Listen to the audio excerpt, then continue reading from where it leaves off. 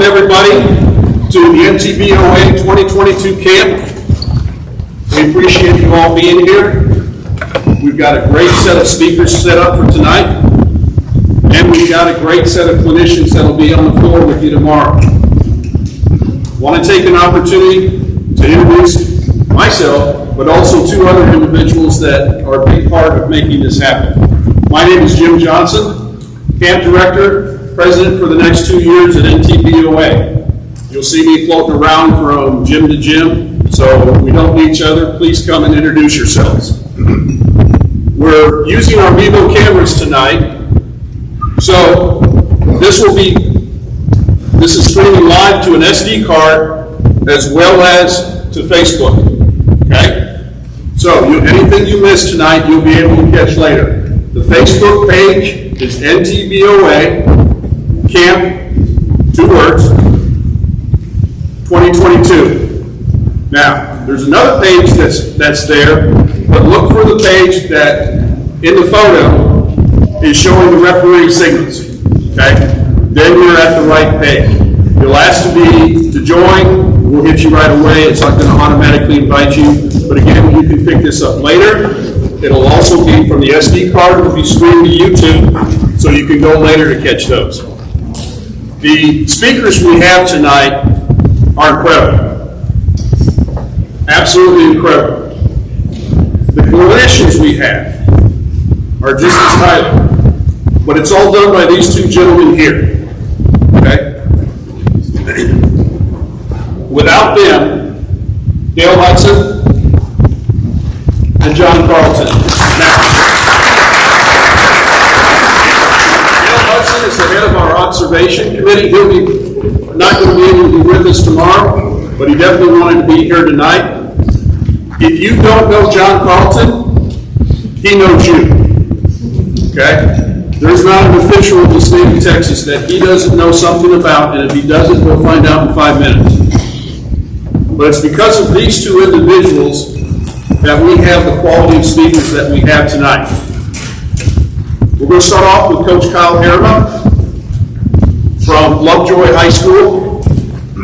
Now I have to ask, you're originally from Alabama, so is it Roll Tide or War Eagle? It's Roll Tide. Okay, we're good. Well, I'm going to let you talk then. If it was War Eagle, hit the door.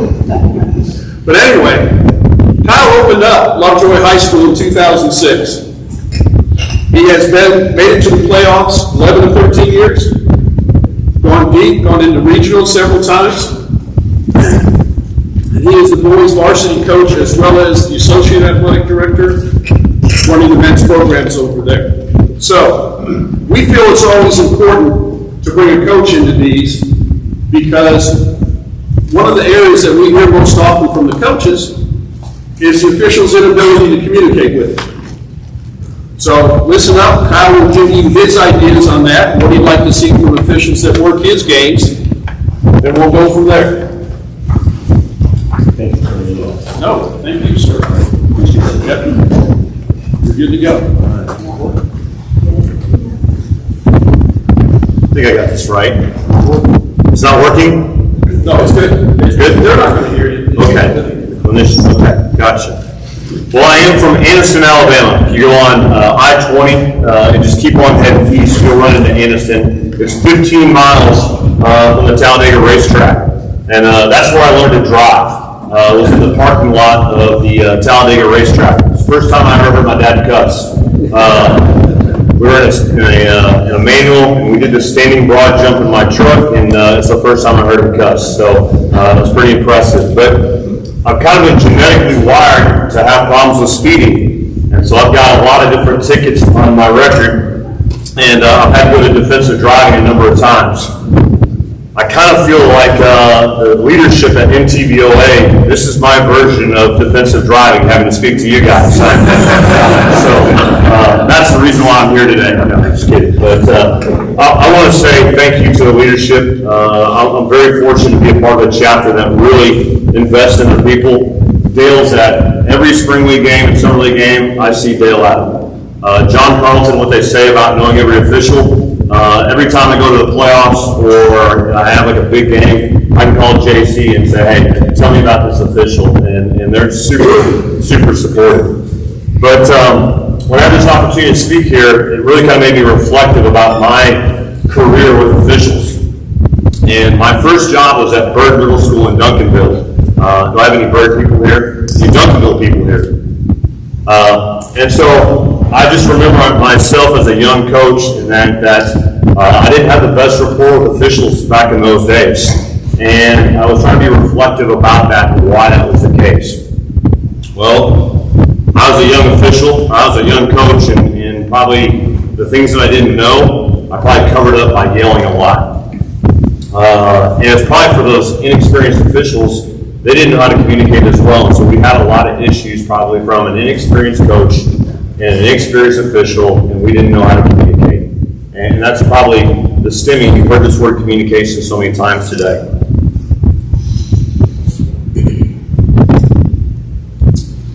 New hires. I was thinking when all the new college basketball hires, there is a one word that they start to talk about when they have a new program they're going to talk about. What's the one word that's the most overused word in sports these days for new coaches? Anybody know? Process. They say the process. Okay, Jason Garrett fans over there, trust the process. Culture. They want to establish their what? Culture. Their culture. They want to establish their culture. That's the key word. Every time I hear a new hire in college sports, we're going to establish our culture. We're going to establish our culture. I think ESPN did a kind of a mock of it one time where they looked at every new hire and they said the word culture, or said the word culture like 100 times. When it comes to officiating, what is the key word that everybody talks about? Communication. It's every official I ever talk about that they talk about doing a good. It's not culture, it's communication. And so, man, I want to talk about this piece of communication. How many of you officiated a playoff game before? Okay, a lot of great officials in here. It is the pinnacle is to have that opportunity to officiate a playoff game. It's an exciting atmosphere. It's like coaches live for that moment, but great officials, they live for being in that big game. They love that crowd. They love the energy. That's your highlight. How many of you have officiated a state game before? Anybody officiated a state game? Got a few guys here. That's the pinnacle, right? That's where you want to get to. Is that you either want to officiate in college or you want to get to a state game. I know that our chapter in NTBOA has been represented at the state tournament a number of times, and it's really cool to watch. Unfortunately, I watch from the stands. I know I'm on the floor. But it's pretty cool to watch our officials, and I go, man, that guy's called my game, and that guy's called my game, and she's called my game. It's really cool to say those are the people that call my game. I really like to kind of say they're great at this. This is not my favorite part of them, but I love seeing that too, and kind of see that unfold. The pinnacle is to go to the playoffs, but how do you get to the playoffs? Well, you have to be a great decision maker, right? I think play caller, I think is the word that you guys might use. You got to be a great play caller, but you got to be a great communicator. And that's part of the feedback that goes back to your evaluators when they go back to decide who are the representatives from your chapter that are going to go represent you at state. We're going to make sure that they are going to have the great communicators there. And so that's just one thought that I was going to say to you is, if you are a younger official or an inexperienced official and you're a great play caller, that's awesome. But if you don't communicate well, you're not going to be on the coach's list to go in the playoffs. Typically speaking, in our negotiations for playoffs the last couple of years, we both the ones I've done lately is I put a group of 10, he puts a group of 10, and then we find the common ground. There's never one time on there that I've got a great play caller, but he's a bad communicator on there. And so if you're a great play caller, but you struggle with that idea of communicating with the coaches, you can work on it. I know there's guys in this chapter that I didn't really like as officials for a long time. They were great play callers, but they weren't great communicators. They've gotten better. Just kind of like me. I know I was an idiot as a coach, and I was a bad communicator with officials early on. I think I've gotten better. I've had to work at it, but I know you guys as officials can do the same thing.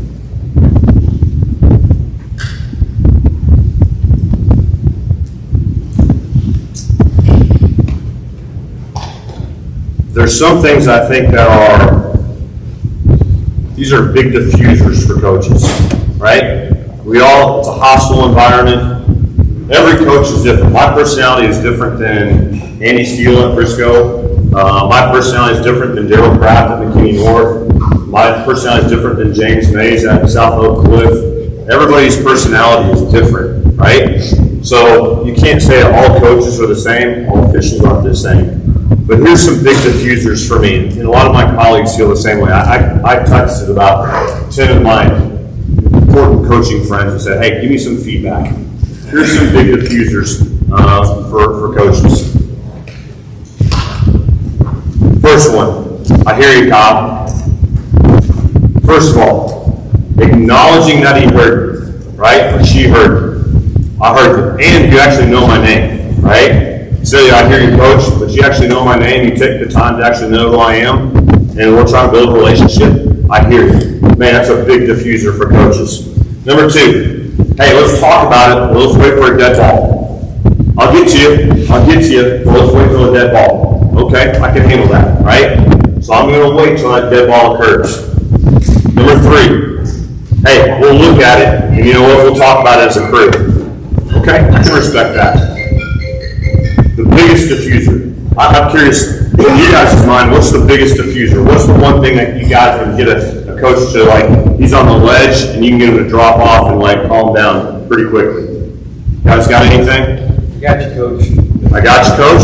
Okay, I got you, coach. That one helps. What else? We're coming to you. I like that one. We're coming to you. I got it. Thank you. Oh, that's the biggest one. Hey, we may have kicked that one. You didn't have to say that I did kick it, but if you said, you know what, we may have kicked that one. I can tell you without a doubt, I've never gone after an official that said that to me. Hey, we may have kicked it. And I may come back with, well, man, I don't like it, but hey, I appreciate you saying that. That's the biggest diffuser I have. So if you're here and I'm never hot, which I hope I'm not, but if it happens, if you say, you know what, we may have kicked that one, man, I'm gonna calm down a lot. Now again, my personality is different than other people's, and so for some people, they may still be hot, but at least that's one way to kind of alleviate things and get you back in the right place. Biggest frustrations. For some reason, when I texted those guys, the texting for the frustrations was longer than the diffusions. I don't know, but here are some things that are some frustrations for some of our coaches. Coming to an official in earnest and having a question. Now, we have a responsibility and we have to be better as coaches too, right? It's not a one-way street. It's not like you guys got to be the one who come with a great heart and come in humble. Coaches got to do a better job too. That's part of our professional, our growth is we got to come at it the right way too. But if a coach comes to you in earnest and says, hey, can you talk to me about this? And like you get ignored, man, that's rough. I mean, that's an escalator for people. So if you just like, again, hey, I'm coming to you, coach, or we'll get to you, right? Those are things that can de-escalate. But if you ignore me or anybody else, man, that's an escalator. And you want to do everything you can to diffuse those situations. Because this is the other thought about it. Not only are you impacting the game, you're also impacting what? Lots. And the crowd, right? Right? So if you can get the coach to de-escalate, you can potentially de-escalate the crowd, right? You have a situation, our game against Allen this year, there was a couple thousand people in our game against Allen. It was an awesome environment. It's a crosstown rival. It's actually not a rivalry. They're a monster 6A and we're just a middling kind of 5A program, but we're 3 miles apart. It was a monster crowd. But if the coach is going crazy, the crowd is going to feed off of that. If you can get the coach to calm down, you might get the crowd to calm down. So just a thought on that piece. This is the next one. How do you coach in college, or officiate in college? Look, we have some amazing officials in our chapter that, man, they do college games, and they're doing high school games, and they are amazing officials. About 8 years ago, tense moment, I get with an official, he's no longer with the chapter, but he said, So let me guess. I got to take this from you, but tomorrow night when I talk to Tom Green, I got to take it. I don't have to take it from Green, but I have to take it from you. Man, that didn't go very well. And so I think I called Mike. Where's Leahy? Here's someplace in here. I feel bad for Leahy because he gets those phone calls after games. He said, you know what? Kyle already know what happened. He apologized. He's upset. He knew he made the wrong decision. I love that we have those types of experienced officials, but just don't share that, because in that very moment, the high school game is the most important for that coach. They don't care if you're calling a Big Ten game or a Southland or a junior college. They don't care about that. They just want you to be invested in that particular game. That's a big escalator. It doesn't happen all the time, but that would just be my suggestion for those people who are moving up in the ranks. How do you watch the finals? You know, watch the NBA finals? Awesome, right? I mean, Steph is amazing. It is amazing though to watch a NBA game and how many times the players have to hear the official, right? It's a constant dialogue. I mean, it's like after every foul, they're sitting next to them and they're trying to curry a little bit of favor or whatever it is. There's a constant dialogue. In high school, there are some teams that have some amazing players. We've played against some really, really good players this past year. As coaches, some of the people I've talked to said, if they have a really good player, you've got to be smart about how much you talk to that player, because it makes it seem one-sided, right? So if this kid's going off to Texas Tech next year, right, and he's got to hear the official all night long, if that other team does not have a special player, and it just seems like there's a perception that this guy's currying favor. Hey, we'll listen to you a little bit, but it's got to be not over the top. So that was just some feedback I got from some other people as well. Because if they use it, and it could be an escalator for somebody, why are you giving so much attention to this player? Or sometimes, why are you giving so much attention to that coach? Okay? So those are some escalators, but I also want to give you some appreciations too, because it doesn't happen enough in your profession. But appreciations. Guys and women and men officials who are on time, right? There are some people you know consistently will be there on time. They're dressed professionally. They look like, you can tell. Where's Kurt? Jolly, where you at? Someplace in here. He just stepped out. What type of leadership do we have here? It was amazing to me. He ran a primetime tournament at the field house about 3 or 4 weeks ago. And they were doing G League training that day. It was immediate to me that I knew that we had different officials because of how they carried themselves, right? You can come in and you can carry yourself and you set the tone professionally about how you come in, right? On time, working hard. I mean, it was apparent that these people are on a different level just in the way that they carry themselves. So I think for so much of our chapter, I'm so impressed with our chapter about how they carry themselves. And it really kind of carries over to, I've seen John that we kind of live in the same neighborhood a little bit. I've seen him in the grocery store. I see how he carries himself as a person outside of being official. I've seen other people in restaurants. I see how they carry themselves as a person. And that goes a long way. Next, people who hustle, right? I have a hard time complaining at somebody about they're not being in the right position when they hustle and they're trying their hardest and you see them working hard. Man, again, officials who hustle, man, we appreciate you guys so much, because you might be calling 3 games that night, right? You may have to fill in for somebody. You called the varsity girls game, now you call the varsity boys game. You've been running for like 4 or 5 hours. And man, when you're running your tail off in the right position, man, that's a great appreciation for you guys who work hard. People who handle the clock and book well, you set the tone when you start to get to the gym, and like it's clear that you're in charge of everything. And those people, sometimes you may have inexperienced people on the clock and book. You make those people feel comfortable when you're in charge and set that tone. They know that they got people who have got their back, and they also know people, hey, we're here for you, and those big decisions are going to be there for you. How many of you have ever had to cover for somebody that the sub-varsity crew didn't show and you had to cover an extra game? That's the unselfish nature of your profession. You guys will literally, You're coming from work, you still got your dress clothes on, you see they're one short, you're changing as fast as possible to help that other crew out. And a lot of times that's the younger, inexperienced officials doing those extra things, man. Those things are very noticeable.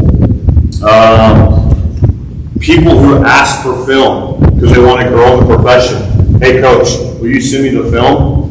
Love those people. I want those people back in my gym because they take their job seriously. I want those people in my gym because they want to grow and they want to continue to get better in this profession. I appreciate actually our assigner, Mike Lakey. Okay? Again, where are you, Mike? He's in the back. Think about the COVID world. How many games did you have to reschedule that year? A lot, right? Maybe 1,000 games. I don't know what it was. But if you're an assigner, that job is thankless. But I know that we always have officials in our gym. I know that when we've had some mess ups in communication before, he tries like crazy to be able to get officials in our gym. And I know that he will pick up the phone even if it's going to be a bad conversation, right? And he'll listen. And that's probably what I appreciate about our assigner is you do a heck of a job. Your organizational skills are amazing. To have how many people you're having that chapter and how many games, it's amazing when you have a great assigner. I appreciate the investment in younger officials. Dale, John, saw Grundy at our game the other day too. Jim, I mean, all those people are at our games investing in our younger officials. When you invest in your younger officials, they're more likely to stay in the chapter, right? You're arming them with information. And so when you arm them with information, they're more likely to stay. And so I appreciate those things about our chapter. And then finally, anybody who will give Daryl Kraft a seatbelt, I will greatly appreciate that.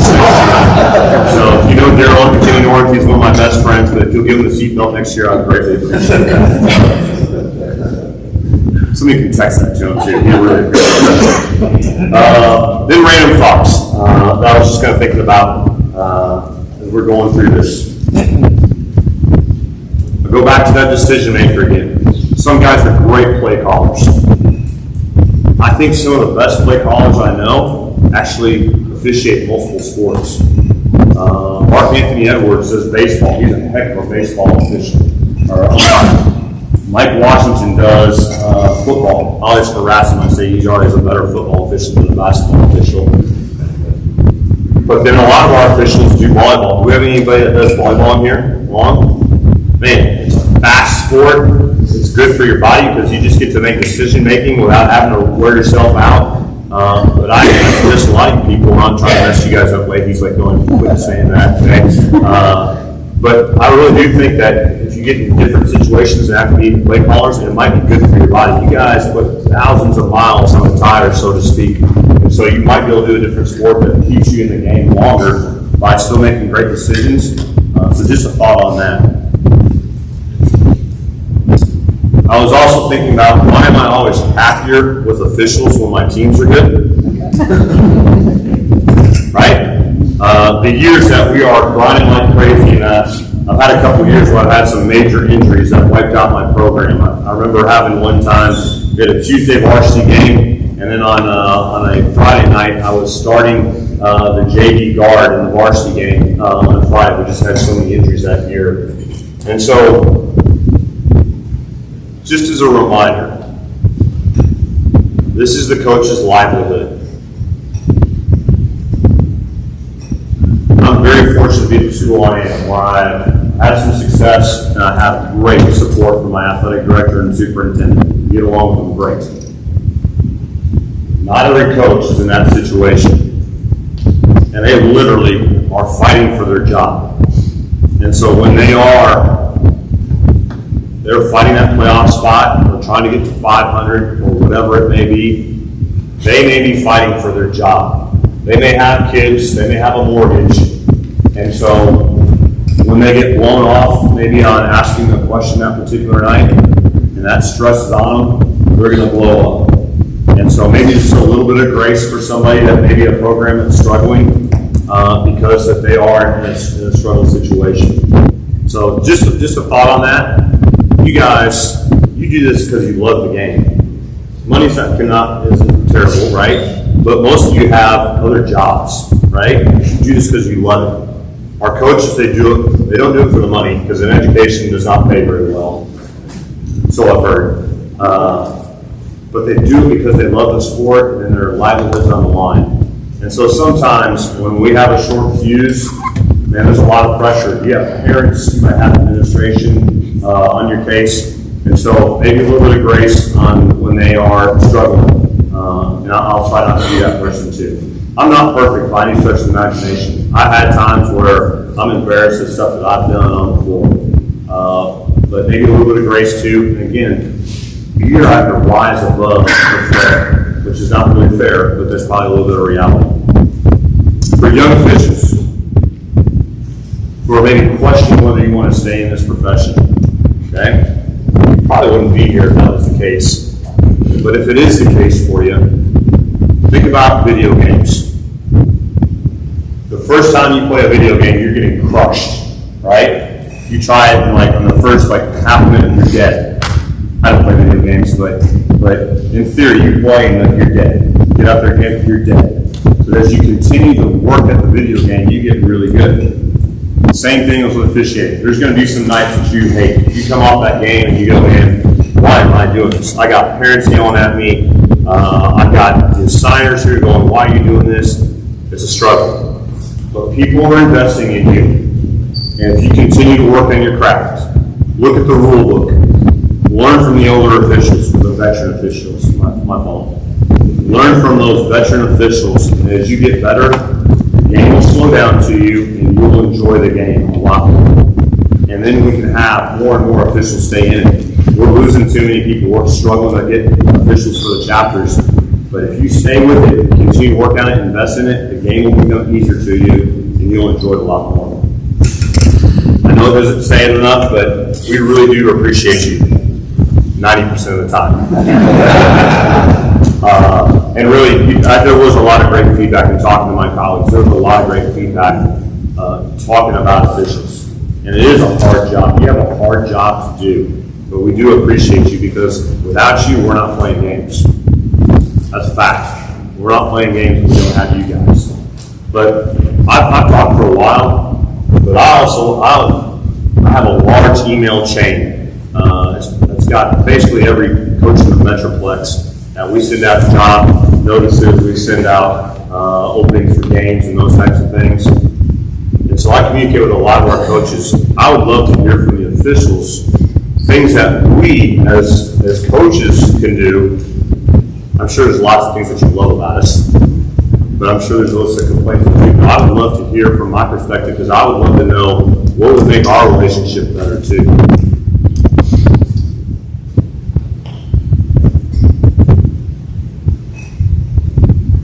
I've never heard this from this point. I didn't leave and then you guys start talking. Yeah. Yes, sir. I would love to have some coaches actually go through the training of being an official so they understand the perspective of what we're looking at. Yep. Because a lot of times we don't see what you see, we see what we see. Yep. And you guys are focused on the ball, we're focused on the area. It's so funny you talk about that. Dale and Yarborough and I were talking about a common complaint amongst the coaches is there's a call. And you talk to the official to the side that's nearest to you and say, hey, I saw this. And then his response is, that's not my area. That's not what we typically want to hear. But it would be helpful if you actually knew what was the areas that people were supposed to look at. So you're exactly right. Let coaches officiate some games for a couple times and see if their demeanor changes, right? Right? That's exactly what my daughter plays volleyball right now, and I forced her to be an official. Yep. She's been officiating for 3 years now.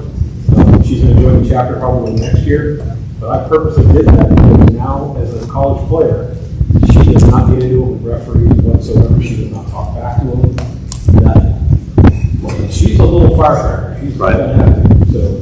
But that's why she won't college ball. Right. That's great feedback, though. I almost kind of wonder if we could have, in some of our sessions with the chapter, maybe we could go through, hey, these are the areas, some coaches don't know what the area responsibilities are. I didn't know what it was when I was younger. When I started out, we were a two-man crew, rather than three. Perspective on what you're looking at, that officials over there, they don't see the same thing you're seeing. Sure.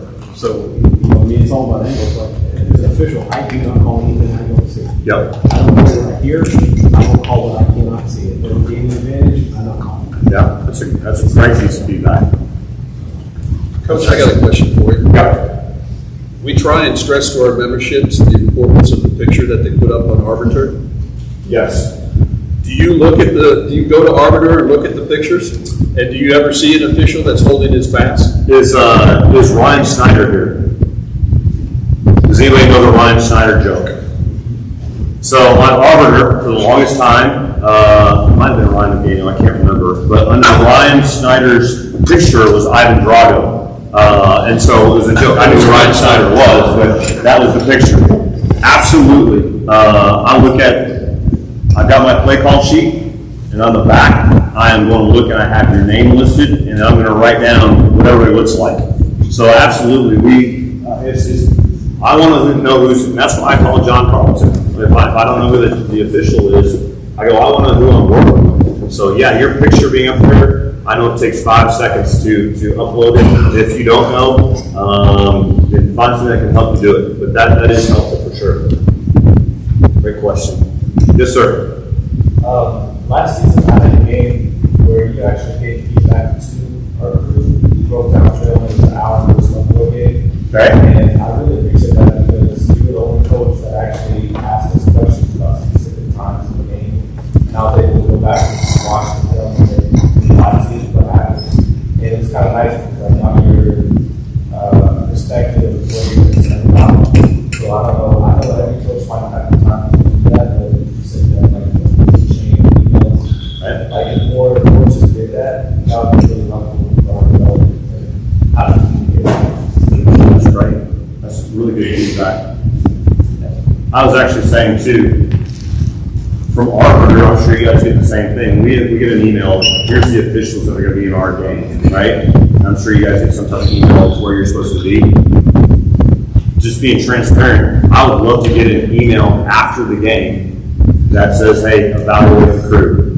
Because I'm worried about as soon as that game's done, I'm almost thinking about the next game, right? And so I'm not going to the NTBOA website and looking to do the evaluation. I've got other things I'm moving on to the next game. But I might, if you give me an email afterwards, I might be able to go in there and answer 5 questions of what's their mechanics like, what's their decision making like, what's their hustle level like, and just a quick, I might be able to do that because it's almost like going to the doctor and they ask for your feedback, right? And you hate filling out those surveys. But if I do the survey, it was about 3 or 4 minutes, that probably would make me more reflective about you guys as officials and that over the long haul. We do parent surveys for our athletic programs. And so here's the deal. If I have 50 people in my program, I'm going to get 3 or 4 pieces of feedback that they hate my guts, right?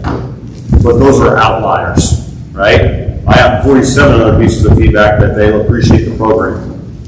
Over the course of your entire, some of you guys are calling crazy numbers of games. How many games did you call last year? A lot, okay? So you may get bad feedback on 1 or 2 games, right? But if 90 of them are great, you can throw out the outliers. But if there's a consistent area that, hey, doesn't know the rules and it's consistently showing up, well then it allows you, maybe your evaluators to say, hey, this is an area that we need to work on with this official, right? So I actually think like a quick email afterwards, maybe I can go fill it out. You can probably draw more feedback, just a thought. Anything else? Yes, sir. Last one. Sure. Go ahead. So as somebody who, like, I'm just not sure my first year getting the so I'm curious how the coaches go, well, hey, you're going to do that. So it's, in some cases, it's pick on you, right? Sure. So one of the things I want to say, like, from a coaching perspective, like, nice to be respectful with that, or if you have, like, especially if I'm working with an experienced coach, you know. Yep. You elaborate on that feedback comes out here, you say something in the locker room, and Yep. Yeah. It's not fair. I mean, truthfully, it's not fair to do private things with people, right? I mean, that's probably just the truth. And again, every coach is very different in terms of how they handle officials, right? We have the screamers that you know you're going, thank you, lady, for assigning me this game. Appreciate it, right? Right? And then you know you have some people that are pretty calm that won't say a thing. You know, Dave Taylor's great from Mountain Park. But you have different people that you like to work with and don't. And with officials, with new officials, yeah, they're probably going to work the young guy over. And again, that's why I just say, you know what, just continue to work on your craft and you get that relationship. I'm a nobody guy, right? I mean, I remember a long time ago, I was just a young coach that I'm just trying to learn my way. And I guess over time you build a reputation. I would say just stay with it and keep the advice to the veteran officials and just keep working hard, and man, your reputation will build. Sounds like you're passionate about the game and you'll be where you want to be. Can't thank you enough, Coach.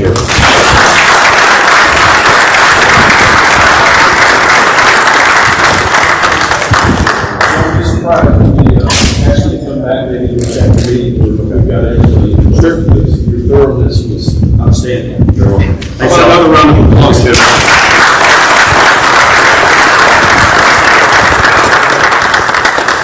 I've been involved in mechanics or helping organize it probably for most of the past 10 years. We've probably had 5 or 6 different coaches that have spoken before, and I can honestly tell you that that's the most thorough.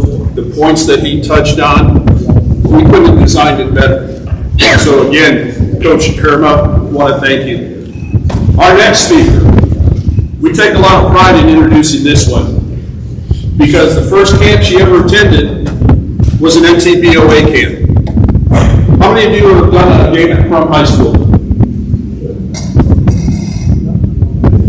That's where she played basketball 11 years ago, 12 years ago.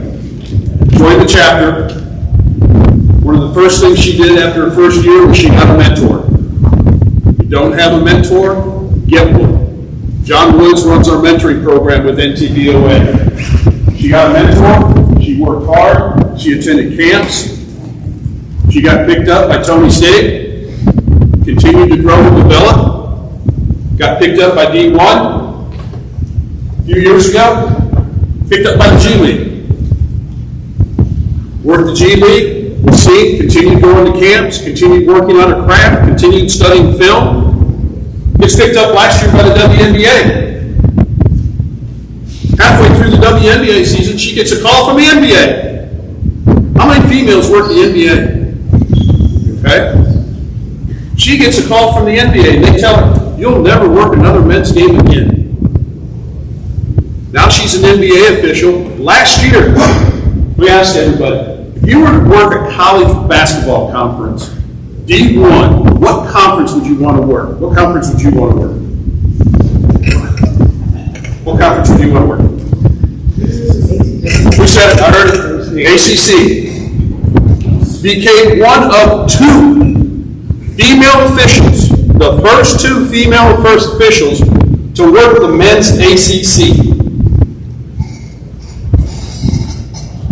I'm proud to introduce NTBA's own NBA official, ACC men's official, and other men's conferences, Jenna Reneau.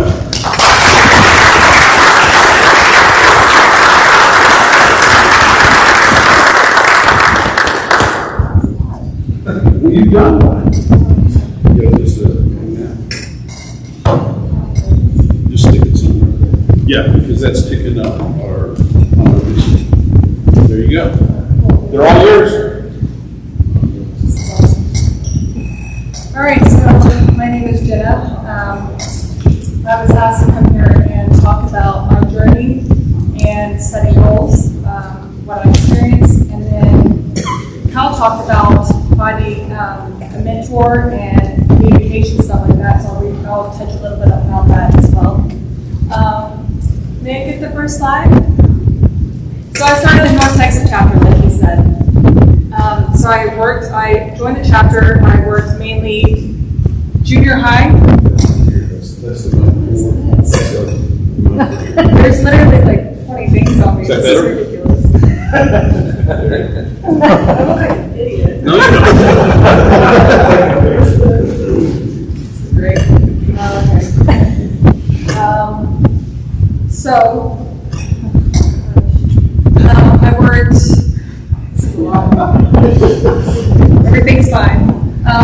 the North Texas chapter, I did mainly junior high games, right? That was all that I was given my first year. But every single time that I got a call to work a game, I went and did it. Is Larry here? Larry's not here. Kirk is here. Mike. They would call me all the time and ask me, hey, Jenna, can you go to this school? And I would drive 50 miles out of my way to make sure that I could work this 7th grade girls game, 3 of them, and I did everything that they asked. So that year, I think I got the Iron Woman Award, and that's the most games worked as a woman. So I worked a lot of games that year. Next slide, please. Then I went to camp, and I went to the GSOA camp. Some of you all might work for Tony, I saw you hands raised. So you might already be currently working for Tony, so that was my next step that I went through in my journey. So I worked for Tony for a bit, and my next step, I wanted to set a goal to get hired Division I. So I went to camps, and I don't know if you all have done that, but if you go through these camps to get hired like y'all are currently here, that's half the battle, is putting in the work, making sure that you're here. So I want to applaud you for even being here. So I went to Tony's camp. Then I started going to Division I camps. And I went for 3 years, and I spent a lot of money on a lot of camps. And I got a lot of no's. I mean, my list just added up year over year. No, no, no. All right. Well, I continue to go back and work on my craft. Next slide, please. So then I finally get one yes. So I have 2 yeses, right? I have the North Texas is 1, so 3. I have college Division 2 and down, there's 2. And then I finally get a yes for Division 1, there's 3. And my no list is huge. I mean, I'm probably around 15 no's already, year after year going, spending a lot of money. But the good outweighs the bad, right? I wanted this, I kept going, I kept trying to get hired at these camps. So after that, I got, next slide please. Same year, I got hired in the D League. But I went there as well, and my first year I got a no. So add that one to the list. There's a lot more no's. But then I get another yes. So I'm at 4 yeses. Probably around 17 no's at this point. I keep being told, no, you're not ready. No, you gotta work on this. You gotta refine your craft. So I got another yes. I got hired in the G League, and that was a big help, the training and everything. And the training here was a big help for me as well. After that, next slide please. I was in the G League for quite a bit, and after my second year, I thought, okay, my main goal was the WNBA. I thought what I always wanted. That's what I always saw. So I really wanted it, and I kept trying to get it. After my second year, I thought, okay, I have a pretty good chance this year. There's another no. Okay, add that to the list. We're around 20 no's. The year after that, there's another no. I didn't get hired. Okay, add that to the list. And finally, after like 4 years, I get that one yes. So I have maybe like 5 yeses and over 20 no's. So I was really excited about that. This was a goal that I had set, a long-term goal. We'll talk about short-term and long-term goals. This was a long-term goal that I thought was achievable that I set. And I was really excited when I finally got this opportunity. Next slide, please. After that, I got a call, and this wasn't even something that I thought was possible. And I got asked to go to a college men's camp for the ACC, and I was pretty excited about that. It was something that I thought that I could do. Once I went to this camp, I got hired, and like Jim said, there's one other woman, and me were the first ones to work college men's basketball for the ACC specifically as women. So that was something that's awesome that wasn't even a goal of mine, but now I get another yes. So I have a few yeses, but my list of no's is huge still. But you can't let that define you. You have to keep going. If this is something that you want, you have to keep working at it, because you're going to get a lot of no's before you get that one yes. Next slide, please. This past year, I got the chance to officiate NBA games as a part-time NBA referee, and so that was awesome too. That was something that was a goal of mine that I didn't know how achievable it was, and I got the opportunity. They saw the hard work that I put in, and I was really excited about this. Next slide, please. So I'm currently officiating in the G League, NBA part-time. The WNBA season is currently going on this offseason. basketball. And then I work with men's college as well. So that's a little bit about me and my journey, kind of where I went. If you all have any questions about this right now, you can ask, or feel free to stop me whenever you all have any questions or comments. If not, we can just move on. Next slide, please. So he asked me to talk about goals, and we want to set goals that are specific, measurable, achievable, relevant, and time bound. Specific, all right, this is something that you want to do that you can use as your words. All right, I want to get a varsity schedule, right? That's where we're at. We're coming to this camp. I want to get moved up from a 500 to a 400 or 400 to 300. Measurable. I want to get a varsity schedule within, a full-time varsity schedule within 3 years. That's something that's measurable. I know Jared can chip away at it. I might have to do JV and varsity, but I'll chip away at it. Achievable. It wasn't achievable for me to say my first year officiating, I want to get hired in the NBA. That's not going to happen. It's not achievable. But it is achievable for me to say, this next year I want to work 15 varsity games. Something that's achievable for us. Relevant. So this makes sense within your job function and improves the business in some way. So this part I want to touch on a little bit. We have to understand that we are independent contractors working for the North Texas Basketball Association.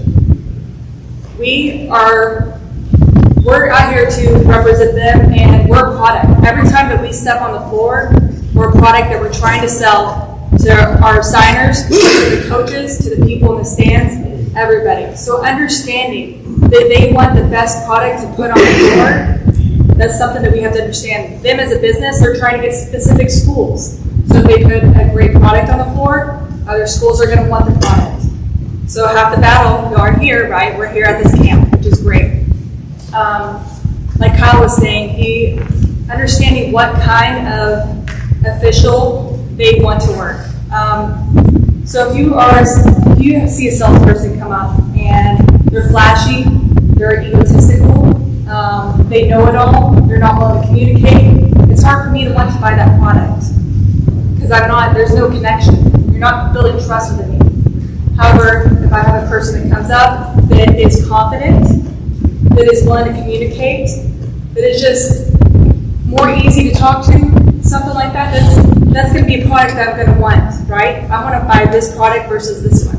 So every time you step on the floor, understanding you are a product here to sell yourself to everybody. Maintaining your professionalism. Professionalism is huge. Like he was saying, just talking to these coaches half the time is half the battle, saying you understand, try new things, just try different things. There's a lot of times where I fail flat on my face, and I messed up a few games, I said a few wrong things, but I learned from it, and I'm not going to do it again.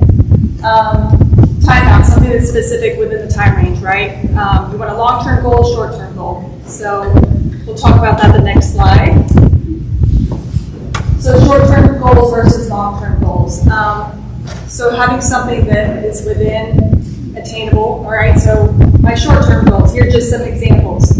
I want to work at least 5 varsity games next year. That's something I can attain. I want to find a mentor. And I would encourage everybody here, even if you are a veteran or if you are a high varsity official, finding somebody that you trust that can help lead you. I think everybody here, if you're here, you can find a mentor at this camp, or you can find somebody that you connect with. So that would be my thing to push you all about, is really finding somebody that you connect with that's in the position that you want to be. All right, they're working college, I want to find a college mentor. They're working full-time varsity schedule, I want to find a varsity schedule mentor, right? And then enhance the roles knowledge. That's something that's short term. I'm going to read 5 case inquiries a day. It's not that hard, right? I can do that. Long-term goal. This is something that within 5 years, I want to work a full-time varsity schedule. Within 6 years, I want to get hired in college conferences. And then making sure that we get good test grades. So I'm going to let y'all know, every single time you get in a new conference, a new place, you're going to take a test, and those tests matter. I get into the year performance reviews, and my test is always on there. So being good with the rules is huge. And I know it's hard to study, it's hard for me, but finding a way that suits you the best, finding a group, somebody that can help you you out with that. Next slide, please. So we're here at the basketball camp, right? Everybody's here. And what do you need to do at this camp? So I'm giving you the playbook right here. This is literally what we're going to be looking for. This is it. This is one thing you want to take. Hustle, always get in the positions, run the game, understand the rules, and open and constructive criticism. Hustling. What's going to happen is I'm going to sit on the baseline and I'm going to evaluate your games. And you're going to be ranked at a certain ranking. Say you're 500. How do you get from a 500 to a 400? You do all these things. So, hustling every single time that you can get to your position, right? If perception is reality. So if I perceive that you're not willing to hustle and get to your positions, perceiving this, my reality is they're lazy. Keep them at 500. They don't need to be moved up. Hustle this camp. Always get to your positions. At trail, what position should we be at? Does anybody know? Where should we be at trail? We should all know this. 28-foot line. I'm going to always get to the 28-foot line at trail. At speed, what position should I be in? I'm going to always get free throw line extended. And then at lead, what position should I be in? Baseline 3-foot posted up mark, around there. If I see that you're doing this on every play, I know that you have an understanding of the mechanics. If you have an understanding of the mechanics, I can move you up a level, right? Now they're 400, let's move at 300. Run the game. There's a situation in the game that needs to be addressed. Step up and address it. I'm sure that they've told y'all we have a lot of U2s. We need more crew chiefs and arms. We need more people that are willing to step up.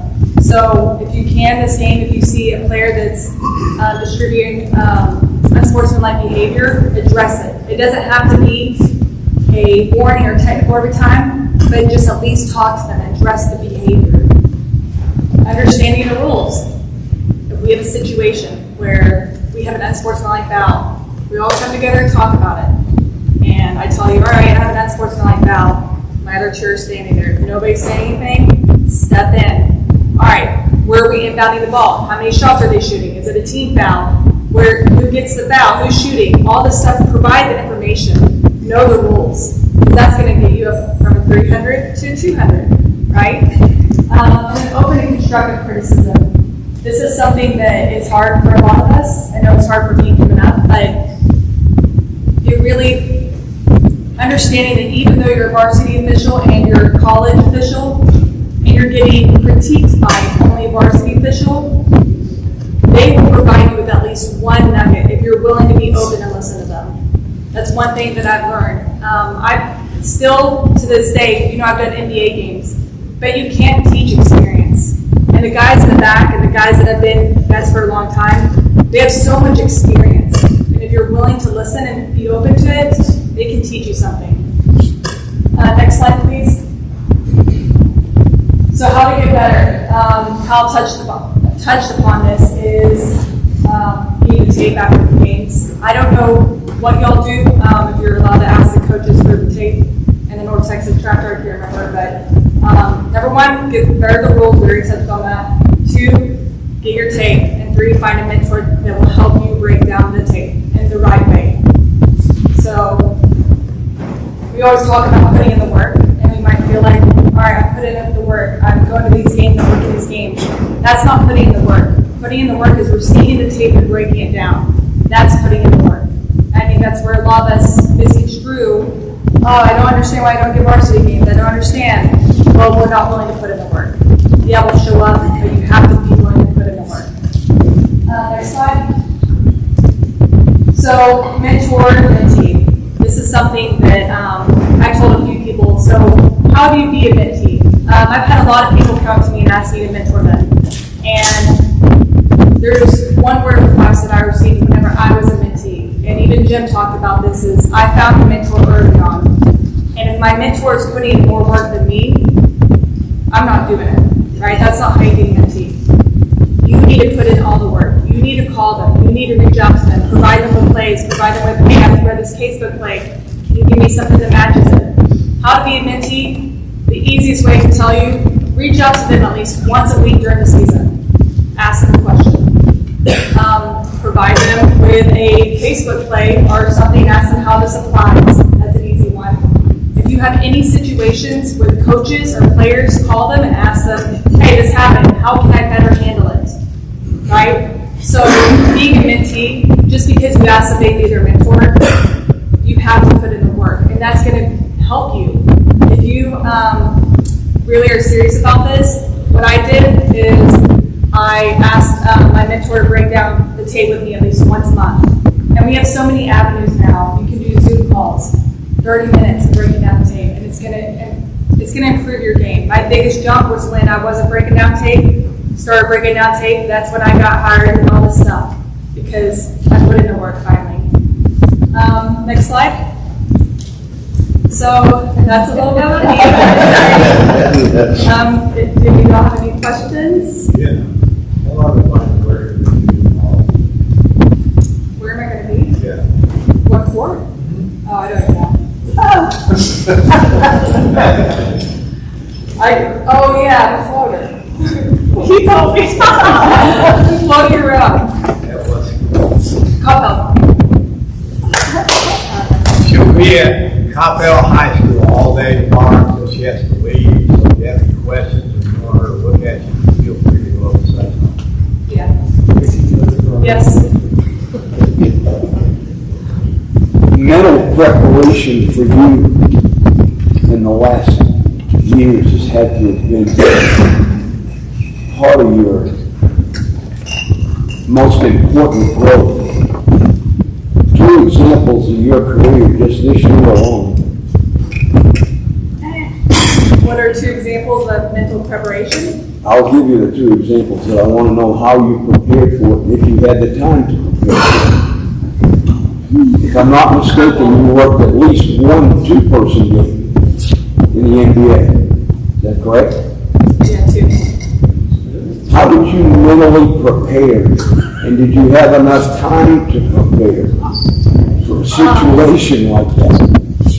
Yeah, so we always talk about you never know what moment's going to happen. I was seen for a NBA scout at this camp, at North Texas basketball camp. That's how I was seen. And I was working hard. That's the way I got saw. But you would have never even known that somebody like that would come to this camp. So preparing for that was a lot, but we want to make sure that we know our mechanics. So before every game, we have these videos that the G League, NBA, WNBA provide for us. And it's 3-person, it's mechanics, and they go over the simplest stuff, the stuff that's in our rule books. But it helps. So I try to watch that every day, and then I watch 2-person videos every day, and that helped me be prepared for that moment. So there's a lot of times where we talk about you've got to be prepared for the moment. You never know when this happened to me too. A varsity official didn't show up for a game, and I got to jump on the game, and that was huge for me. Be prepared always, right? You've got to know your stuff. No 3-person mechanics, no 2-person mechanics. So that really helped me prepare. Watching the videos every day is something. I have a little time before games that I usually prepare and watch videos and make sure I'm ready. Can I answer your question? Yes, ma'am. Thank you. I think, did you have a question? Oh, yeah. Yeah. I was wondering if you have any tips on how to obtain information and any like resources, practice quizzes and stuff like that. I want to be quick for y'all's time. We've got some more. So, just a few examples. I'm a visual learner. I watch games. I see something that happens. I go find it in the rule book. Now I have a play connected to the rule book. I find it in the casebook as well. All right, Draymond Green play. He did this. I know where to find it, and I know how to apply it. So if that happens in my game, I saw this. I know what to do on this play. That's what works for me. Other people, they read the rule book aloud, record it on their phone, listen to what they're driving. Other people read casebook play, find it in the rule book, match it. So those are a few ways, and a huge thing that I would say helped me grow is the study groups. Find at least 3 people and do Zoom calls or do a meeting once a week. It's really not that hard. You just have to be willing to put in work. So those are a few examples. Yes, ma'am. Yeah, so one of the things, I'm with the San Antonio chapter, and we don't have a lot of female officials, which we're really working on, but one of the biggest things that we see is like how, you know, for women, particularly to work the men's side, the boys' side, high school games and stuff, how do you handle that immediate reaction to you being a woman, working at one of the toughest conferences in the country, and then working in the NBA? Like, does that ever enter your mind, or how do you mentally prepare for that? Just me personally, I don't feel any different really. There would be some times where people will come and say, you know, congrats and stuff like that, but I think it's more in our minds than it is. So I don't get a lot of, I've only heard one inappropriate woman comment in 19 years of officiating, and I addressed it, and that player apologized and got a huge fine. So I don't experience that a lot. There's not. And I did have one statement. That two-person NBA game was Spurs game, right? Was what? The two-person NBA game you worked, wasn't it Spurs game? I did one Spurs, yeah. The two-person? Yes, one of the ones. Well, on the side, I do stats for the Spurs. Oh, really? And when you guys came out, we were like, where's the third? And then they let us know. But during the game, I just want you to know, and we all called 54 fouls that game, I think. We also, and it was a 40-point game. We were counting, We we would were not like, stop. 54 fouls. But it was actually, just so everybody knows, one of the best officiated games we saw that whole season. We talked about it, so that's true. That's what I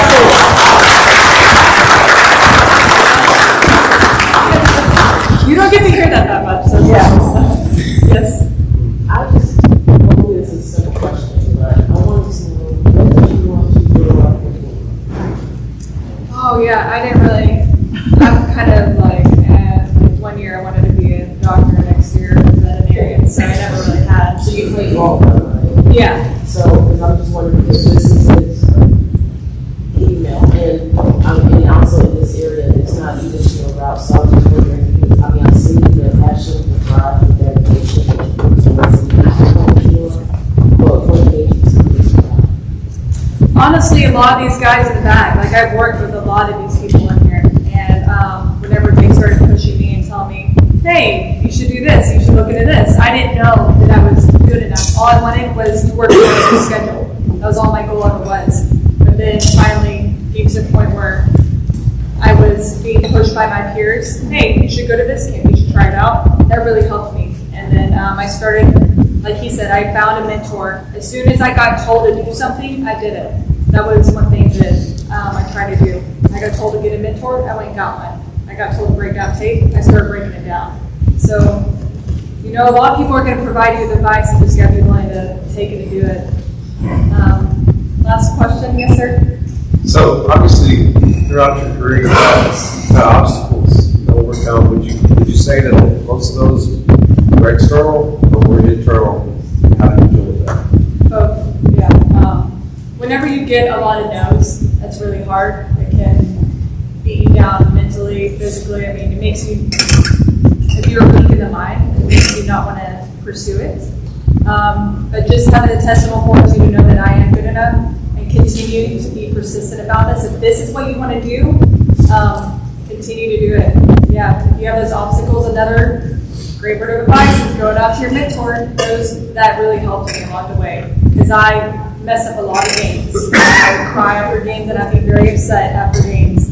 But my mentor would tell me the right way to do it, and I learned from it, never do it again. Last one. Go ahead, sir. What kind of physical preparation do you require to train, that kind of stuff? A lot of that kind of stuff? Sleep. But yeah, just making sure that you get in the gym. I try not to be hard on my knees. I walk a lot. I just do a lot of walking and then riding the bike. I don't really have an off season anymore, so I get to running in. But if it was the off season, I would do some running, something with cardio. Cardio is what I try and focus on, at least 30 minutes a day. Yeah, and then eating healthy. That helps. It's really hard to do. But Now you're talking crazy. it's really hard. Thank you, guys.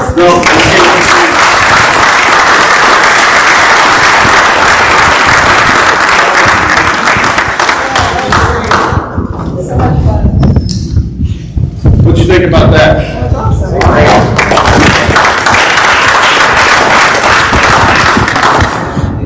Our next speaker, former president of the Dallas chapter. In fact, we had some fence mending to do a few years back that, I'd like to say, I was part of working with John in doing that. Longtime official, has worked numerous regionals, state tournaments, and another former WNBA official. Also, he has a job that he sits courtside at the Maverick games and evaluates the officiating crews. So, again, you get an opportunity to have speakers like a Jenna Reneau and a John Fullilove and a TJ Jones. It takes people like Dale Hudson and John Carlton to bring those people in. So again, when you get an opportunity, and if you see the speakers, thank them again for being here, because there's a lot of hard work that goes into putting this on. But John Fullilove, recognized throughout the state, he does evaluations at the state tournament. Okay? So if you want to get back, if you want to get to the state tournament or want to go back to the state tournament, he goes out during the season and evaluates officials that are on people's list. So, with great pleasure, I introduce to you Mr. John Fullilove.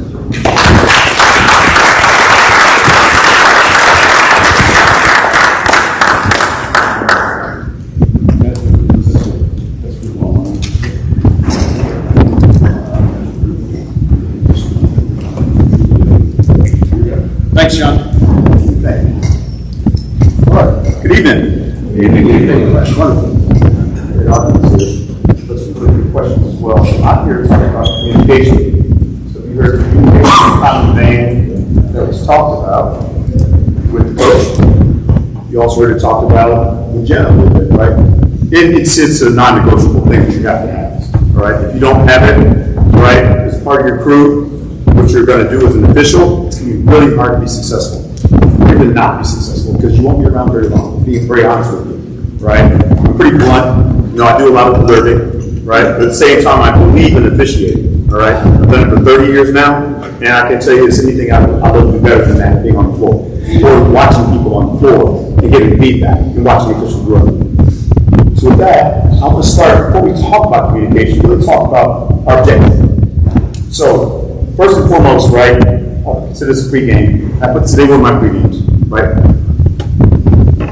You got to take care of the game and take care of each other. Is that fair? All right? Take care of the game, take care of each other. As a crew, because if you've been in a hostile environment, right, which is a gym with 20,000 people, 4,000 people, or a gym that only seats 200, right, at Richards Junior High School. Right? What you're going to find is that it's not a simple place to work. We've got people yelling. So I want to talk about our audience. So let's talk about who they are. Who are our audience? We're going to get our customers. Who are our customers? Who we serve? We go to gym. Coach, easy. Players. Parents, oh, thank you. Okay? They are customers. Okay, I'm saying that for a reason. Who else? School. Administrator, table crew, right? All of those things. Here's the thing. I say this for a reason. I want to level set right now here before we start getting into the details. Right? Across this room, I'm seeing a lot of faces here. Some of you don't take that all into consideration. It's really only about players and coaches. Damn being an administrator. Right? I don't care about parents. Matter of fact, I'll remove the whole section if I need to. Right? We're laughing, but it's happening. Right? That's that phone call. Hey, John, when we went to high school, we just did the whole gym on homecoming night. What the heck? Right? Happens. Okay? So, coaches, I think it's fair to say some of them have a healthy paranoia. Some say nothing, and some talk every time down the floor. Is that fair? The reality is you don't need to pick and choose who they are. Right? But you have to approach them the same as you start a ball game. Right? Yes, their personality will learn. Right? When you're in the NBA or the WNBA, you get to know who those coaches are. Right? So you kind of know personalities in front of them. But when you get called to do a regional ball game somewhere, right? Or a UIL assignment at the gym, at oh gosh, I'm forgetting his name already. Lady is going to go sign, right? Reality is, you don't know what you're going to get when you walk in the gym. Communication is paramount to success. Fair statement? So, some are going to, they want to take it from you, right? We talk about this in some pre-games, right? When it comes to some coaches, they want to call. If you got 3 people on the court or 2, look, someone's going to talk every time out. They want something from you, right? They want to get you talking. They want to get your attention because they think they're going to grow favor, right? Get favor. Reality is, it's kind of not true, right? But the thing is that we have to know that going in, right? One of the last times I worked a couple years ago, one of the guys in the precinct said, "There you go, Johnny, I get a call." And he's like, "Yep, you gave it to him. He's been begging you about this call, he's been saying it over and over and over and over again. Guess what you did? You just gave it to him." What's it in my head, this is big ball game, right? And I blew it. I was going to get them all right. Is that a first statement? Who worked the perfect game? Exactly. They don't exist. Right? Players. First of all, we'll stop with that. Coach said it earlier, let's go back over. It's their jobs. So those of you coming to ball games, you're not taking this seriously, right? You're just kind of, putting toe in the water, kind of tire kicking, right? The reality is, this is those coaches' livelihood. It is what they do, right? And they get paid to do it. And sometimes if they don't win, and whatever, right, they don't stay there, right? So keep that in mind if you're respectful of the game in regards to that. Players, referees definitely cheat. Some of them cheat us like we're not even human, right? Talk down to us, right? Don't really need to listen to us, right? It's about their team and probably them first, objectively. I say that for a reason, unobjectively. Okay? Now we're going to say with the parents. Again, objectively, they care for their team. It's amazing watching in Dallas, right, or watching another game, you watch the Jumbotron, you see a clear foul, and everybody's going crazy. I'm like, objective, right? They're fans, drinking beer, having a good time, paying all their money, but guess what? They're unobjective. That's the price of admission. They get to yell referees. Okay? I used to think that in Mesquite, Texas, for sure. Right? I mean, that's where I cut my teeth. Mesquite, Garland, Richardson, right, in Dallas. And I got caught in a gym, 4 ball games in Sunnyvale Middle School, and I had to be escorted out 45 minutes after everybody was gone. Longest night of my life. I quit the next day. One of my mentors came down. I worked at Texas District, still do, in 34 years. And he came and said, "Don't quit. Don't quit." I said, "Jesse, I am done." I said, "I get paid a regular job, right?" And the reality is that, I didn't know how to communicate. I didn't care about coaches, right? And the reality, I just wanted to run around the game, play ball in college. I wanted that, right? And like Jenna, I didn't know where I was going. I just kind of went out and went to a camp, and I got seen, and I kept going, right? I was getting paid good money to do it. But the communication piece of it, right, is so critical to success. Parents, talk about them a little bit. Objective again. Now let's get into the meat and potatoes. Co-officials. I want to start there because you don't know. We're all human, right? And the reality is you don't know what somebody's going through when they're late for a ball game, right? What they're going through at home, right? And which business we should start if we have time to do so. It's a pregame, right? Level set. Look for the cues, right? Right? Well, better yet, we had a crew a couple years back, and we were in a situation where it was a ranked teams in a big tournament. Okay? And I was like, yeah, I like it. Yeah, let's go. We're going to work this one and we're going to knock it out of the ball. The reality was that one of our guys was having some trouble. Now, he missed the plays in the first half, but he never misses those plays. My comfort zone was out. Now, I get together with my co-official, we're like, what's going on with him? We got together, we huddled. Very critical error. Correctable error. For me, I'm proving I'm working on that. Correctable error means I missed something, right? But we have ready to fix it. We missed another play. the rest of the first half. And the second half was done well, but halftime, we had to communicate. What is going on with you? But here's the thing, that person came in the locker room and did what? They gave themselves up. Hey man, I'm sorry about the critical error, it's my fault, I messed up. Right, first positive. But instead of me saying, what the hell are you thinking? Right? I don't ever want to have one of those. I want that. I want a blanche. Right? But there isn't. That's the word according to John. Rather, the game needed the place to be called correctly. We fixed it. That was the feedback I gave. Right? And we did fix it. And we had a good half. But then we had to pick him up for the second half. He said it. He said, man, look, if I miss something, come and get it. I'm sitting there like, I'm looking like, everybody has problems. What was the story? I mean, dude, he said, I'm just going through it. We finished with a really, really good ball game. And I think the better team would win. But I say this because that person's human, and I think sometimes the co-officials, right, we don't care. Because really, quite frankly, the game's about us, not the crew. And I'm just not about that. And we can't be about that if we're going to be successful. All right? I don't know how many times I've gone to watch people, work, and the first thing I see is 3 different games being called on for. Calls are not consistent, right? I got 8 handshakes from one person, I got 15 travels from another person, and I got nothing from a third. Not on the same page. Nobody's getting together, right? I got coaches hollering and screaming, and it's just kind of pandemonium. I went back to our audience, our customers, right? All that has to be managed. So some of those that are ready to work varsity ball games, right? I want you to understand. You got to take care of everything that we talk about that's in our customer base, right? You've got to make sure that we're ready to deal with game administrators and know where they are. Find them, right? The next thing is coaches. We're going to shake their hands, right? We're going to be respectful and we're going to be responsive. The reality is sometimes I don't talk to coaches. And by the way, let me address something I said a couple of years back. Statements and questions. I saw this 3 weeks ago at the combine up at the Phillips, and I was like, wow.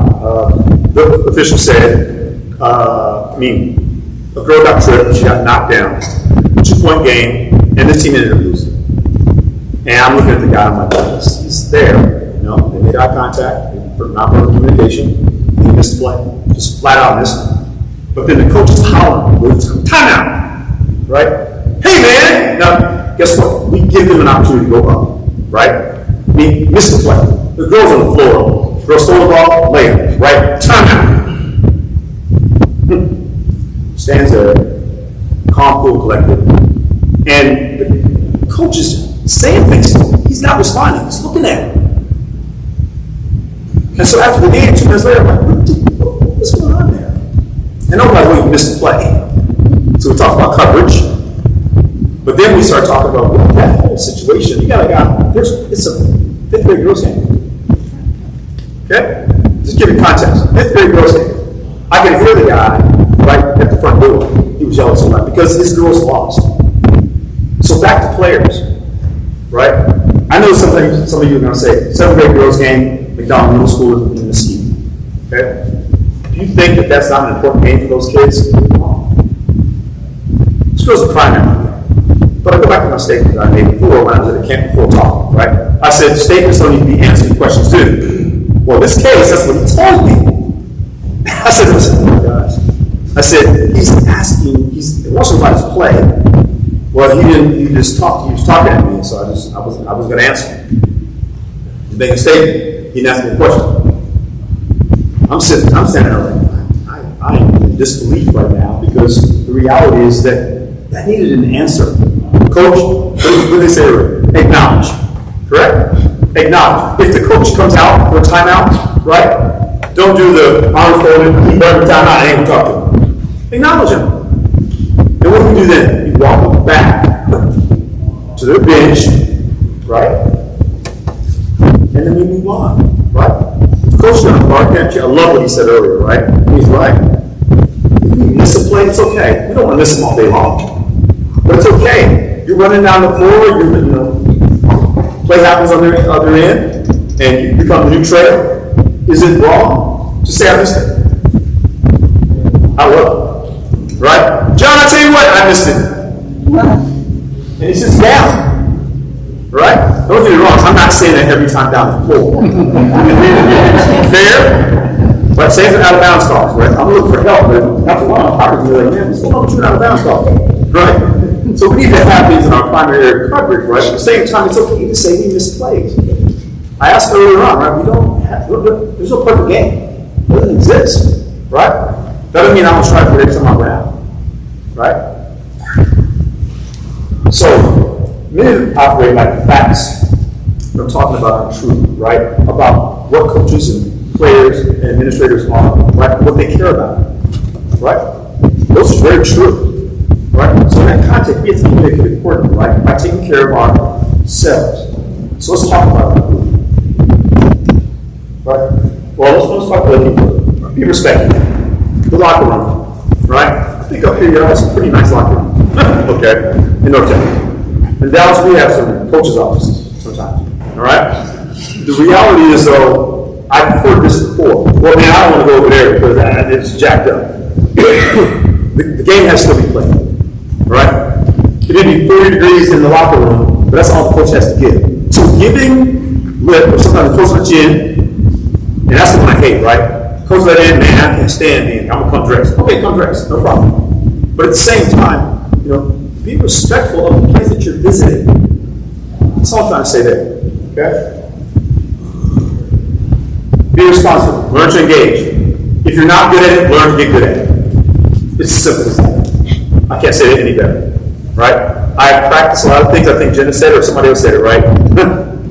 I've tried some things that belong to other people, not me. And they didn't fit. Okay?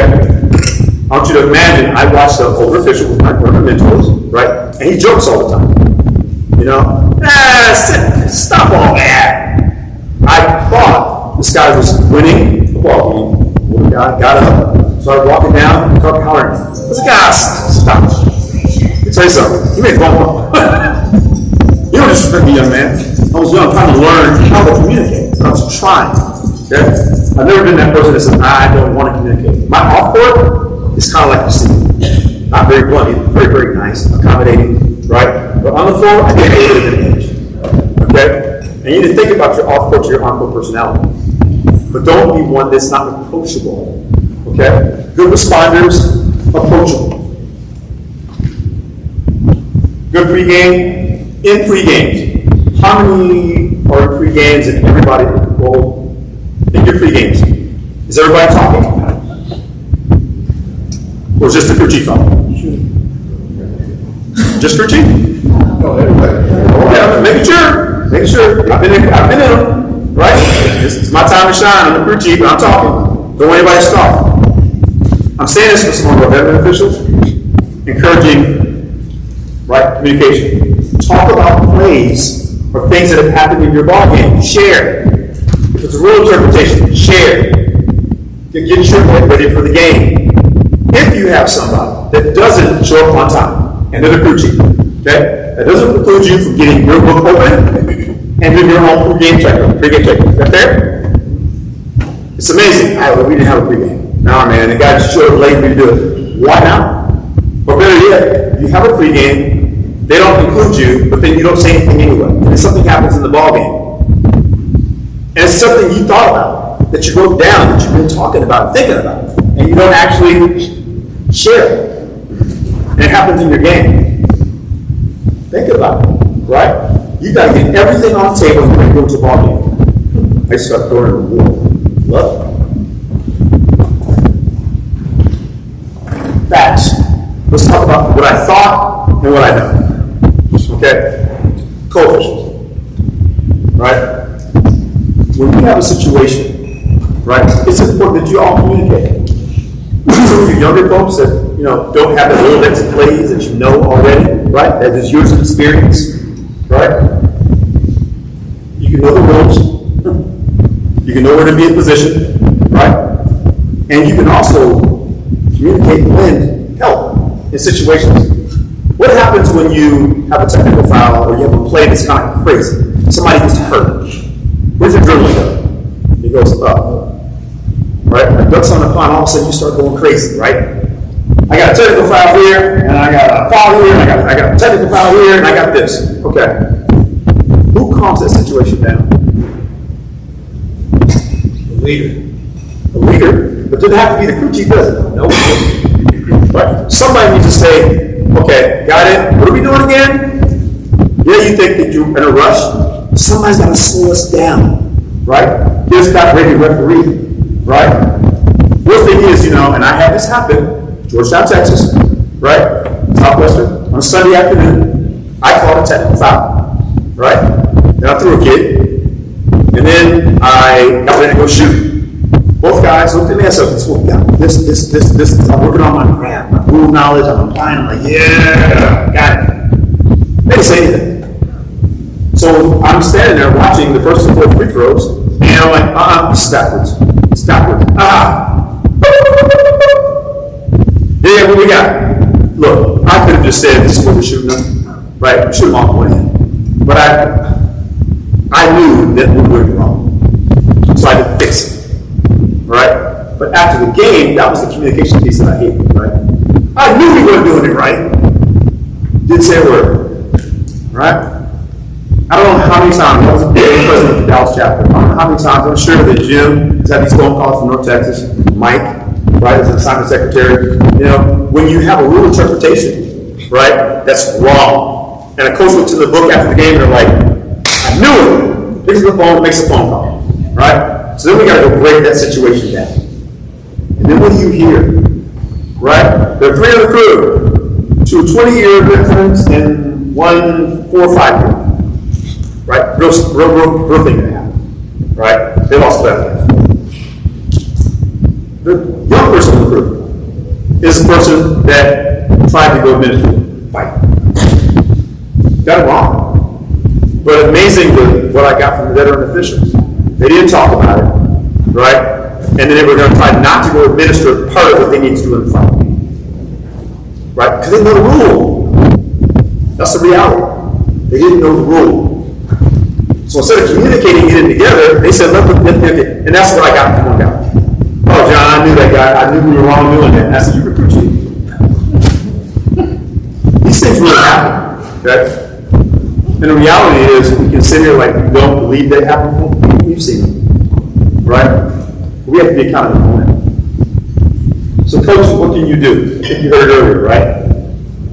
Right? Your parents, right? First and foremost, right? Somebody asked you, Jenna, about, look at it. Looks wonderful, right? At the same time, runs the floor well, right? But also hungry.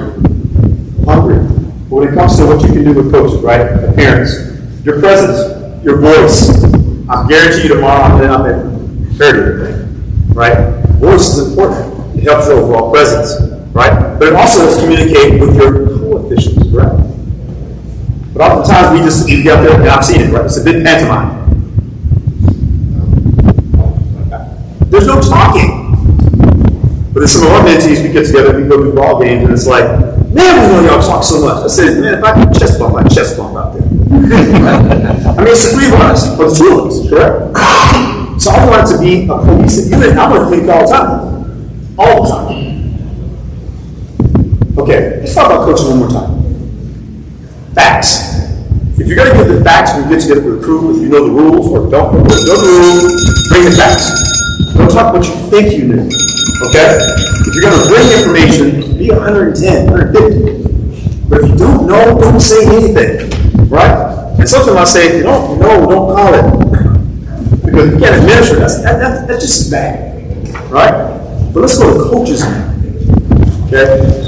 Coaches want to be listened to. They want to be acknowledged. The coach said that. But here's one thing to add. Right? Don't be insensitive. Right? If you think they don't go back and look at tape, they will hit on line. Right? Or when you're talking to a coach, right, you start telling them something you think they want to hear. Okay? And this is what? Often at the expense of who? Crew. Coefficient. How often do we, hey coach, I didn't get a good look at that, but I think we might have had a foul. What? Don't win that if you're in a game with me. Okay?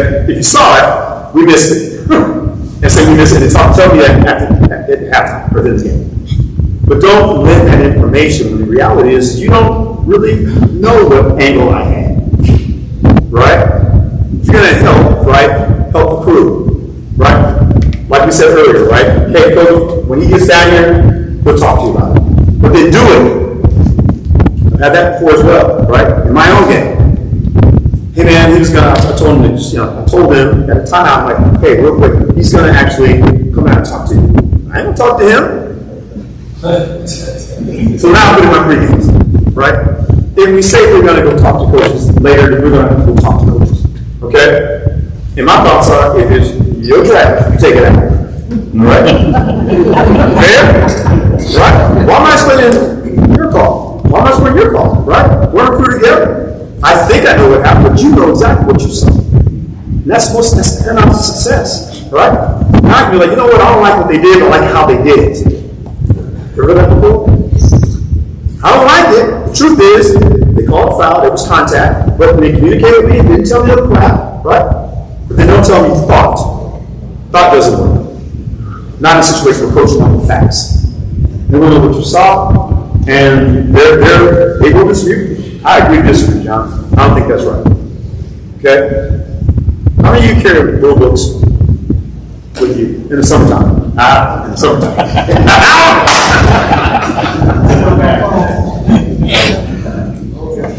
You know, in these tournaments that we play, it's not something that doesn't happen where you may play a game at 9 o'clock and you may see the same team at 12 o'clock. If there's a rule interpretation, you know, you don't know, or you think you know, there's nothing wrong with you getting the book, right? Looking inside, and you see the coach, you know what, that game earlier, didn't have that. It wasn't right. So we kind of messed that up. Okay? I wouldn't do that if it was a 1-point ball game and they lost it as the championship ball game. But at the same time, be open. I can't stress that enough. Being open. But that thing about communicating, look, if you're a brand new official, how many 1 years we got? Yeah, we have quite a few, right? 2? How many got more than 5 years of experience? So we got a good smattering in here, right? Reference to your level of experience. Okay? Communicate the same way. Make sense? If you don't know how to talk to coaches, right, then be who you are and talk, right? But don't start acting like you're somebody that you don't know, or you watch somebody like Zach Zarba on TV and think you're going to be Zach tomorrow. It ain't going to happen, right? The reality is you got to bring who you are to the table and go from there. Okay? Another thing. If you are talking to coaches, right, sometimes you want to get an explanation out, correct? Correct? But what happens when you are having that conversation and now, first free throw, coach up the bucket, right? You answer, and now the coach comes back again, right? Second free throw is going up now, right? Right? Ball goes out of bounds. Coach is still in your ear. Staying right there, right? And now you get your partner holds the ball, right? And the weight on you're looking at you, football play. Okay? Sometimes when you have trouble, right, put the ball in play. Okay?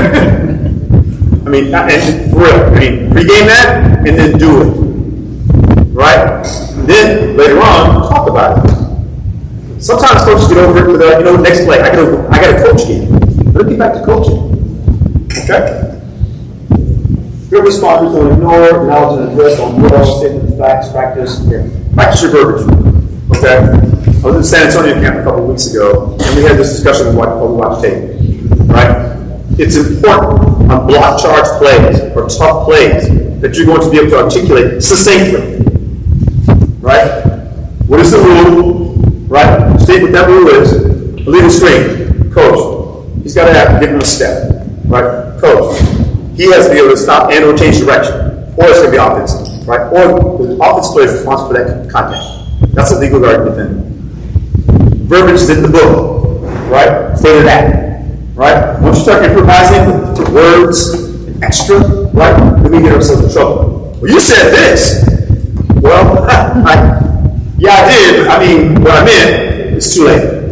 Right? Say the force with the right verbiage. It's in the book. It's right there. And by the way, how many know what the system is? You know 3 person in this camp, right? 3? I think we're the 3. Yes. So, how many people know what the system is? Segways, TT. Huh? The system. That means the mechanics book and where you're supposed to be in a three-person system. Everybody knows that? Good, good. I want to say this to you because we laugh all the time about this, right? Sometimes when you don't have time to pregame, you say, referee, what's in the book? How many of y'all heard that? Let's go to the book. Let's go. And then 2 minutes down the floor, you're like, we don't know what the heck is in the book.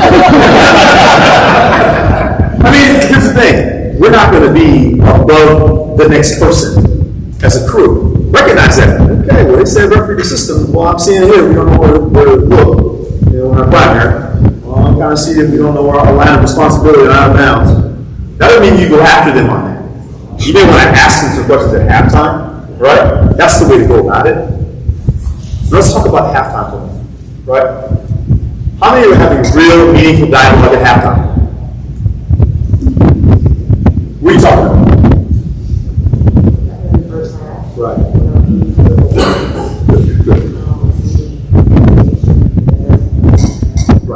Right. Specific plays, things they can focus on, right? Make the game better. The reality is we don't always do that. We come in, we get on our phone, and right? And here's the thing. Don't wait for the other person to go bring up plays, especially your plays. I had this a couple weeks ago, right? I said, what about happening? The play just happened, the game ended, right? And they said, I don't remember the play. But see, but I want you to understand something. From a communication perspective, they didn't want to own it. Fair? They didn't want to own it.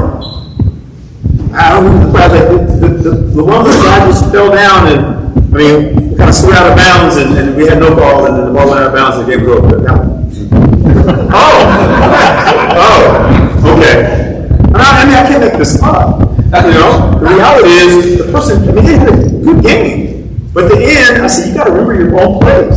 So what I asked them to do, I said, I want you to, I'm going to fly on the wall in the locker room after the ball game. Let me hear it. And when I didn't hear that play come forward, I'm like, of all things I wanted to hear was that play. So all the things are top of mind. Things that are going to get you, you know, you got to correct for the second half, right, for the next game. Start with those things. But start with your plays, not the other person's plays. Right? You gotta come in at halftime and say, man, Sonny, I tell you what, man, you missed that play. That ain't gonna work. Sonny, not gonna work for me. But hey, what happened on a play at 2:45? I mean, remember the girl went up and she kind of went down and kind of rolled and then we called it travel? That one. Now they kind of remember, but you're not putting them on their heels. Okay? The last thing you need at halftime is somebody on their heels. Because you know what happens in the second half? Anybody? You put me on my heels as a young official, right? You lost me for the second half. You lost me, absolutely, right? Yeah, yeah. You don't want to second guess yourself, and you don't want to try to second guess you, right?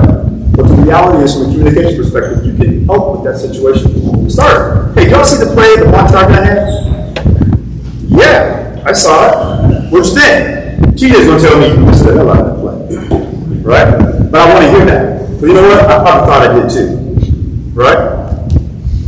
Makes sense? Questions?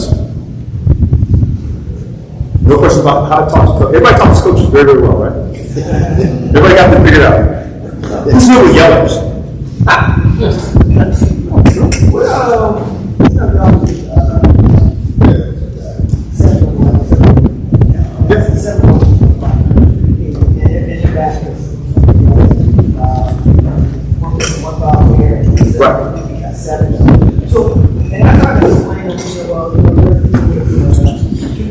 Yep. For one part, this is exactly. But, you know, how do you really communicate that? Because we don't want to hear that. Like, I know the other things but there's people who really Quite frankly, the way you went about the question was foul count discrepancies, right? 8-1, right? And what was going with was, you know, hey, when you shoot threes, right? Yeah. It is different ballgame. Yeah. And that's what I said before. So I don't do it very different, right? Let's coach. I got two different ball games going. Your guys going to the basket, right? Well, they're going to the basket, and your team's shooting threes, right? Two different types of ball games, two different styles, right? But then I want to go further, right? Hey, I'm seeing your players a lot of contact going to the basket. right? Maybe give them some specifics on what you're seeing, right, that helps with the trend. But here's the thing, we're not gonna make it up, right? That's what some of them want, let's even it up. I hear that, I'm like, that's not communicating for anybody, okay? That's not communicating, right? Don't get me wrong, because sometimes when you think about it, it doesn't even accept our business. Yeah. And that's what I love, right? Coach, sometimes I'm like, Coach, see there? I like how you guys are calm early, right? I'm not gonna answer that one, right? But I communicate with them and say, Coach, see, I'm like I said, I think we're doing okay, right? Now, we're veteran officials versus young, okay? How do we communicate with coaches relative to this, a younger official? Doing very well? Take care of them? Or we selling them out? Selling out? I'm seeing some nodding heads out here. Okay? That just, we got to figure out another way, right? That's what I'm saying, let them work. Coach, let them work. I got some say, look, is that helping? What? Is that helping? Are they going to rep that? I think again, I've got some rapport with some coaches, right? But I asked that question, right? And it gets them thinking. One guy was like, nobody ever said that to me before. Hell no, they helped. It helped me, I'm pissed off, right? Don't get me wrong, he calmed down a little bit, right? Coach let him work, Timeout comes, talk to the co-official. How are we doing on 45 going to the basket, right? Are we just got to pick up any contact? That's what I'm saying. I'm not saying get these plays. How are we doing on contact with the basket? Are we getting a good position there? Okay, anything I go from the backside, let me know. Man, he's really fast. I've had that. They can't keep up. I think they're reaching. You think they're reaching, or you see him like repping the defense. Yeah, you're right. I'm not repping the defense. What have I done? I've got them to calm down and go back to some basics, right? Not put them on their heels, but they're not going to recognize, right? Make sense? You gotta take care of each other, take care of the game. You'll take care of each other, and I don't know what we're doing out there. Okay? Has this been helpful? Very much. Wonderful. Okay, I'll see y'all at College Heritage tomorrow and a couple on Sunday. So thank you, Tom.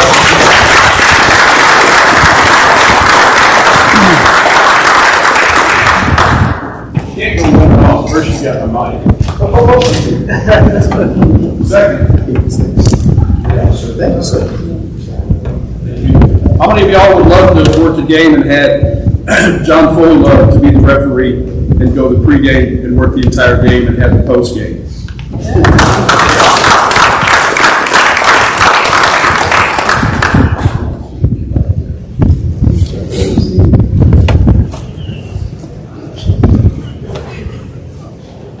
One more to go. I always take a lot of pride in introducing this person. He's of all the people that have been here tonight, he's the only person that's ever been a clinician for me. But I didn't work a game in front of him. He was standing loose, and he pulled me to the side, and he gave me some things. Okay? And I always hear the voice, TJ, in my head when I'm working a game.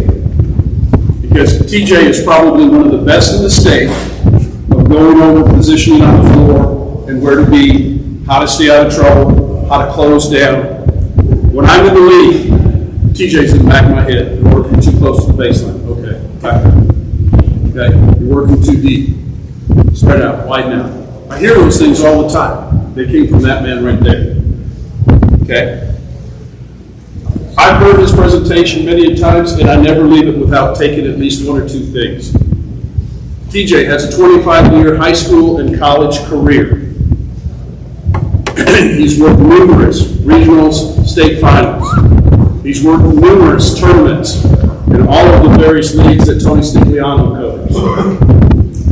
But he's probably been at his best at being a clinician in camps and teaching floor positioning with three-man mechanics. And again, I guarantee you, there's going to come a point tomorrow where you're working a game, and you're in the lead, or you're in C, or you're in T, and And you're going to flash back to what TJ said tonight. And you're going to move to improve based on what you're about to hear.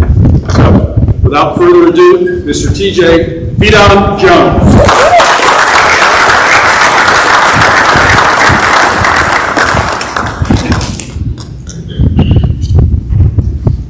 How's everybody doing? Good. I'm going to run up there and you just kind of point and tell me where to position people. Yeah.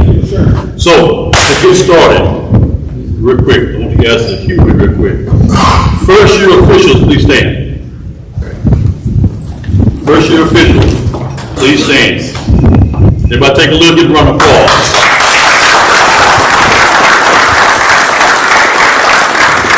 Doing that, that's the only favor you're going to get the rest of your officiating career. All right? You need 15 or more, please stand. 15 or more. Everybody take a look. Give them an applause. Jenna touched on mentorship. So take a look at these 15-year veterans and use them as your guide to help you guys progress over the years. All right? So what they are here to talk about, guys, ladies and gentlemen, is, he touched on it, is three-person positioning, starting points, movement, and three-lane concept, how that applies for each position, right? Before I get into that, John touched on the system, right? He brought it up, but he never asked a question. How do you know what the system is and how it's applied to referee three-person mechanics? Anybody know? You should, especially veterans. You 15-year veterans, what does the system mean? The system. And working the system in refereeing three-person mechanics. What does it mean? It tells you where you're supposed to be at least originating on the board. Okay, the system is many things to kind of help you out. So give me some feedback. Okay, positioning, what else? John talked about it, Jenna talked about it. A couple things. It's a pruning. Huh? What's the way you communicate on it? Cool, that's one, good. PCA, good. So let me help you out on that, okay?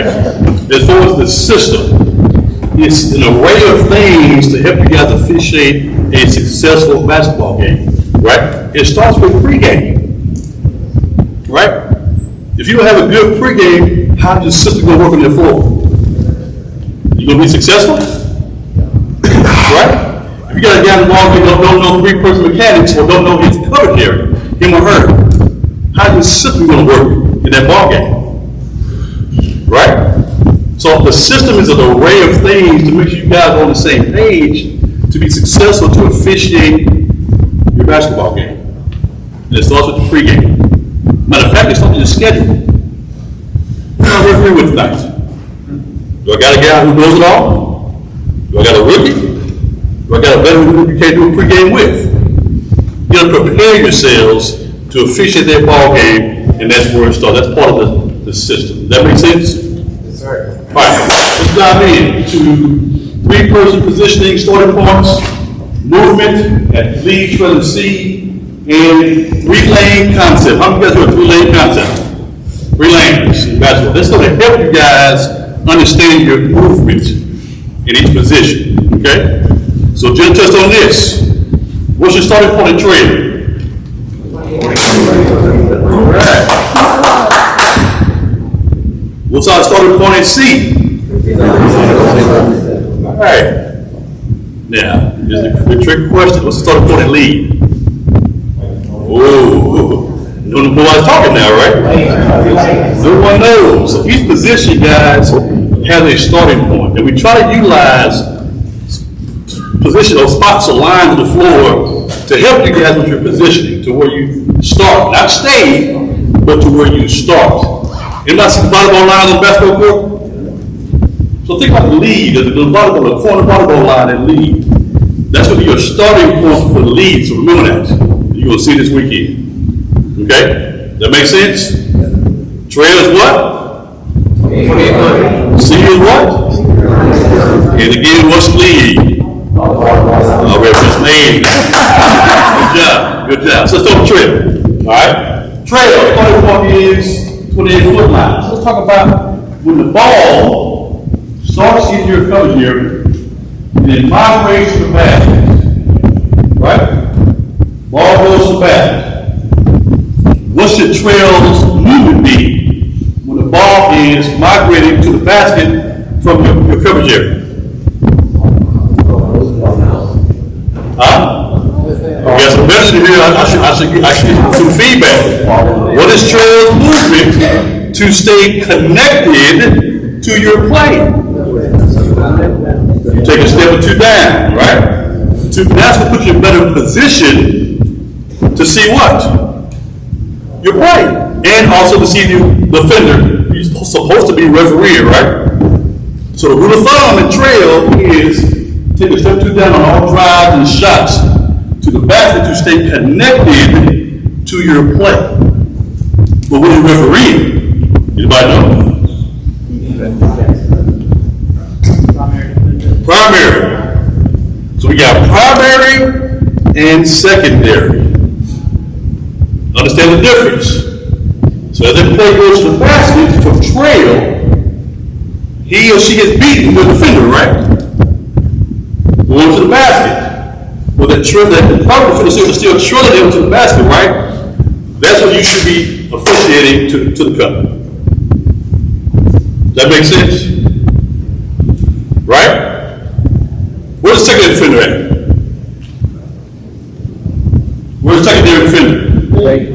In lane. Who has that? Lead. So understand the difference. When the play goes to the basket from trail, it migrates to the basket, you're officiating what defender? By doing what? Staying connected, officiating the current defense of the basket. That's your responsibility. Does that make sense to everybody? So understand the difference of what you're responsible for as the play leaves your area to the cup. So a quick illustration, what I'm going to see this weekend, the official will be stagnant at trade. Most times I'll see the official put at the midcourt line. Put the midcourt line, please. The official, trail. T. Trail, T for trail. There we go. I will see a lot of officials right there, and the ball is migrating to the bucket. Where we put ourselves right now? We are out of position. So when you blow your whistle and call a foul from the midcourt line on a play in the paint, what's the percentage you get in that play right? What's the perception of that coach? Right? All because we can do our job by staying connected to be in a better position to see our play. That make sense? Yes, sir. Your movement and your position is critical to be accurate and credible with your whistle. Everybody agree with that? All right. I like this practice. Next, we're going to talk about three-lane concept right now in tree and how it applies. So now, let's think about the imaginary line. So your trail is sideline, your sideline, the first single lane line, all of that forward, will be lane one. Use your imaginations, all right? We're good at that already, right? Middle of the paint, between the single lane lines, all of that forward, lane two, and of course, lane three, right? But you got to understand this concept. You want to be one lane away from the play. That make sense? How many guys see the NBA this weekend, the last few days, right? Or watch Jenna before, right? You see a play on TV, you see the official in that screen? No. Why? Because they are one lane away from that play. Let's go back to three-lane concept. The ball is currently right now in what lane? So to be one lane away is trail, where should trail be position-wise to referee a play in lane one? Bam, out of bounds. Why? Anybody know why? You will be out of the way I call the passing lane, you get hit by the ball or ran over by a player to speed. That make sense? All right. Ball migrates from lane 1 to lane 2. What's trail position then? On the court to lane 1? Again, where am I now? 1 lane away from my play in my coverage area. That's trail. Does that make sense? So I'm in position again to reference my defender on my play. When the ball migrates over, back to lane 1, what does trail do, position-wise? Go back out of bounds. Easy concept, right? So now I'm in position to see my play, and I don't get hit by the ball or no by a play. Easy peasy, right? Now, what I'm going to see this weekend, ball goes to lane 2, right? Trail comes to lane 1. Good position so far, right? Then the ball goes to lane 3 and C's coverage area. Does that make sense? Who has that play now? The ball goes to lane 3. C should, right? But oftentimes, the trail will still be officiating that play. And when he or she does, if the lead rotates, that's how we miss rotations a lot of times. We saw ball watching way too long in the trail position off the upcut. How many of you guys heard of self-talk? Right, John? So when you referee, you should be self-talking to yourself. When you're on ball, when you're off ball, you guys move to the right positions. So if I'm in trail, and I don't know if I'm on ball, I'm talking because I'm on ball, go C, and I'm off ball, I go backside. So now I go backside as trail, now who they going to see rotate now? The lead. Now I know where to go. That makes sense? So it's so important you guys to know your coverage area and referee your own piece of the pie. Make it easy. Does that make sense? So you guys understand now, as far as the lanes, how it's applied at trail for your movement. Right? Let's go to lead. Lead starting point again is what? Volleyball line. What I'm going to see this weekend, the lead way out by the 3-pointer. So this is when I can tell me you don't know your coverage area. Whose coverage area is outside the 3-pointer? So why do I need 2 officials refereeing that play? So now at lead, we're out of position. So I'm further away from my coverage area and disconnected from my competitive matchup. That makes sense? So we use the volleyball line to keep you intact in your position to be able to see. Now, if you want to help on a corner play, it's an easy body movement, right? Yes, I'm here, officiating my play, we play in the corner, pivot, open up. Now I can see everything. So now I can accept the play when it comes to my primary on a drive to the basket baseline side. Does that make sense? Ball goes back up top, I pull myself back off, officiate my competitive matchup. Does that make sense? Right, so now questions. As lead, what dictates your rotation? Ball. I said ball, Your matchup. players, matchups, right? Let's keep it simple. We talked about 3-lane concept right there, right? So we're going to utilize one thing only is the basketball. Right? The basketball will help you position-wise to be in position to rotate as the lead official. 3-lane concept again.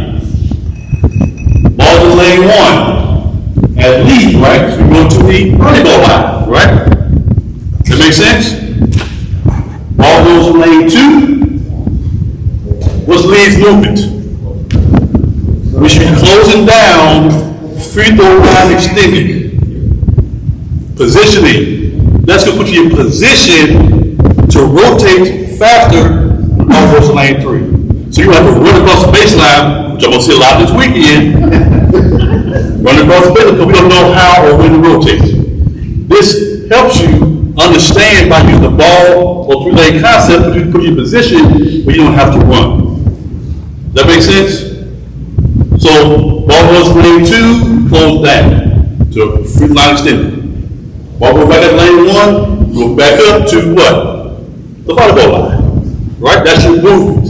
What you're doing, ladies and gentlemen, is mirroring the basketball. You're not watching the ball, you're not ball watching. But use your peripheral vision to see where the ball is located, put your position for a possible rotation. That makes sense? Now, let's say the ball goes to lane 3. When do I rotate? When do I rotate the ball goes to lane 3? Anybody know? Boom. Say it again. When the play settles. What does that mean? So, if the ball's past lane 3, it settles when they get the ball, they're not doing anything with it, just kind of messing around, or the ball just stagnant, they're just looking, right? So that play settles, what the player's going to do? They're going to migrate to ball side. Make sense? So when that play settles as an official, when I rotate now, but when I rotate, that's the question. What the heck are you looking at when you rotate? Anybody know?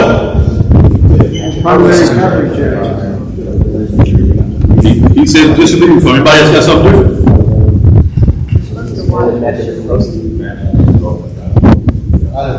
What I'm gonna see this weekend?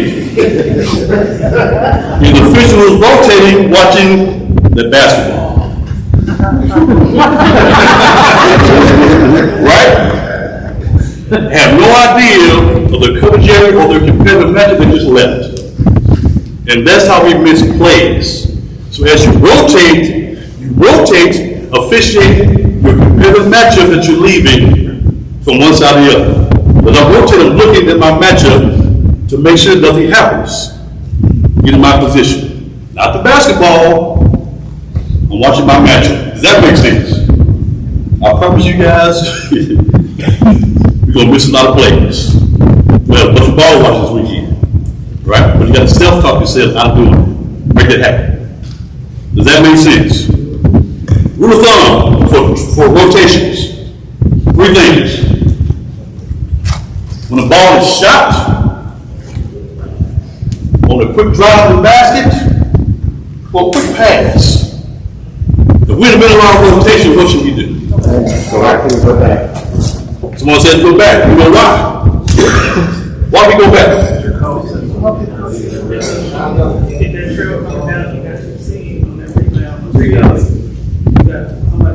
Okay. Let's keep it simple. On that play, when the lead is rotating, there's a quick drive to the basket from the C side of the floor. What is C referee? The drive. The defender to the basket, right? Is he or she going to see you rotate? So if you rotate on that drive to the basket, right, and there's a quick steal, what's our coverage in transition? Right? Same thing on the shot, and the quick rebound. So what you want to do in those scenarios, ladies and gentlemen, by rotating that happens, we'll back up. So now on a drive or a shot, transition-wise, we still got coverage. Does that make sense? That's your movement as the official help you guys this weekend to know when to rotate and when to stop and pull up and go back. That makes sense, correct? One more thing in lead. We'll see this weekend. The inline. Positioning, ladies and gentlemen. So many officials going to hug that inline. Right? And you got a person right here, the defender right here. We're watching. Right? I'm on it. Too close. Because now your vision went from here, you got tunnel vision now. Here. What's our coverage here still? Right? So rule of thumb. Same thing on the drive to the basket. On shots, you want to back away to expand your view to be able to see to the right or to the left of the defender. On a shot, you will be able to see a rebound push to get that rebound. You miss those things when you're here with tunnel vision. That makes sense? Or drive the basket from the sideline to the baseline side, right? We're here. I'm on it. But he or she steps on the bound before the contact. How are we going to see it? So if I see a drive, if I do what I'm supposed to by backing away, I can see the inline. So if they step out of bounds, I got the violation prior to the what? The contact. Because I'm in the right position to see it. Does that make sense? Let's go to C. Everybody knows C's starting point, right? Say that again? What's the C's starting point? Free throw line extended. That's I love it. Good. Three-lane concept, guys. Say, for example, you're the C and the ball is in your lane 3. What's C's positioning on that play?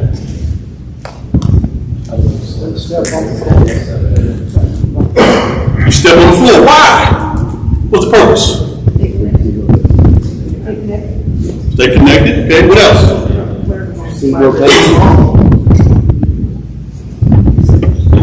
Keep it simple. Positioning. You prepare yourself for the next play. So the ball is shot from trail. Right? I want to be in position for what? Backside rebound, right? If I'm hugging that sideline, am I close to the play or further away from the play? So the ball is in lane 3. Out to the floor, ball is shot, I'm in position to see backside rebound action. Positioning, correct? Next thing, ball is passed inside the post play. What we call the curl play. Anybody seen it before? Post get the ball, curls into the paint area. That make sense? On that play, post curls here, who is the best looking at play? I'm in a better position to see it because I'm close to that play. Does that make sense? It's all about positioning, being in the right position to see plays, to be credible with your whistle, and the coach has less things to say to you. So I'm in the right position to see it. So now I can actually see the point of infraction. Where we hit it. Right? That's your river. Where do you get hit? They hit across the elbow. They hit across the wrist. Because you actually saw you're in the right position to see the actual point of infraction. Make sense? Now you're more credible. Believe it or not. Right? Now, anybody heard of hot players on high C side? Officiating plays on the high C side. This is a pregame. This is a pregame. Position-wise, be in the right position to officiate a play on high C side. So let's look at the diagram. We got a C official in position. Free throw line extended, right? I'm in the right spot. Right? We've got the ball to put the big court around and see there's pressure on that play. So as a C official, I don't move. I stay right there as free throw line extended and referee that play. Trail is watching what? Backside. Right? You ain't watching your player, so you got backside responsibility. Right? So as C, in that position, you're now refereeing inside afterwards, which is wrong. The term is box the players in, right? To your crew. Is that play box in right now in your triangle? No. So as C, what should I do to box that play in to our triangle to have coverage? You're not forcing it. You get in a position to referee your play that's in what area? C's coverage area. Right? Positioning. So as C goes up, referee that play outside inward, not a hands boxed into your triangle. So now there's a steal, I'm in position, transition-wise, away from the plate to the basket. Does that make sense? If I do a ladder, if I stay at the field, like I stay away from the plate, trail's watching the backside, I'm refereeing inside out, there's a steal, where's my coverage in transition? Do we have coverage? Right? So understand your movement puts you in position to see play and to maintain coverage and have players boxed into your triangle. This is pregame. This is crucial because you're officiating a situation in three-person mechanics. Everybody's on the same page when that situation occurs. So we all know what to do. And what our movement is to cover that play. Right? So we should be talking about the pregame. Look behind C-side. When you see C go up, what should lead do? Slide up over. Because if lead don't rotate, play change, C just falls back into what? He's out of center. But to cover that play, ladies and gentlemen, C goes up, lead rotates, trail goes down to C. Now I have coverage on that play on high C side. So when there's a steal, we're in position for transitional coverage. Does that make sense? Y'all see how your positioning is critical for the success of your crew? But you have to talk about it in pregame so everybody knows the right hand and the left hand is doing. So when that situation occurs. If you move out to cover that quick steal, do you worry about whether or not lead come over? No, but you talk about it in pregame. So they see you go out, so what's lead going to do in pregame? Automatically it's going to go over. Boom. Pregame. It's so important for your crew's success. That is part of the system. If you don't work the system properly, how's your game going to be? It's going to be screwed up, ladies and gentlemen. Does that make sense?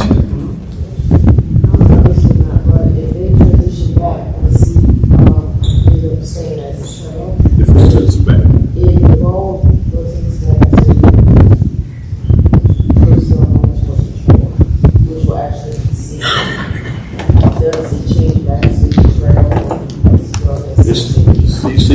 So you're this here at the C.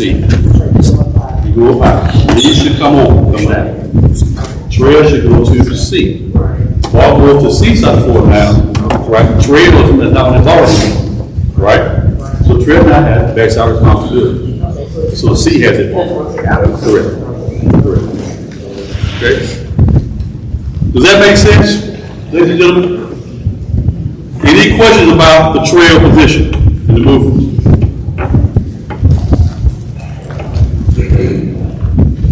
Ball, quarter, trail, quarter three. You're on the out of bounds. It's in here, number one. Sometimes it's kind of hard to see between defenders. You're out of bounds. Located out. What position are you in? It's trail. You're trail, right? Quarter three. So that's a good question. So the question is, you're in the trail position, and the ball goes to a corner for a three-point shot. What's trail's movement then to be able to see that play? Right? It's a very simple movement, ladies and gentlemen. You step in the front court, you want to look down on that play. You got offense and you got defense, right? You got open look on that play in the corner. Play comes back up, move back off. Play goes to the corner, take a step on, look downward, play comes back up, move back off. Good question. Does that make sense? Right? Does it make sense, guys, about how important it is for understanding the system, how it applies to your game as an official in different aspects? How important your position is to be in a better position to see plays, be accurate with your whistle, and to be credible with their coach. Understanding the three-lane concept, how it works, to help you guys with your movement in each position as far as one lane away from trail, rotating lead. Does that make sense? So I promise you guys, you take anything away from this weekend tonight and apply to your ball games, I promise you, your whistles, your accuracy will be a lot better, puts you in a better position to see your plays. Does that make sense? You guys have questions tonight about what I talked about? For the weekend, I'll be at Capel all weekend. Come see me. Hope you guys have a great weekend. Have a great camp. I appreciate it.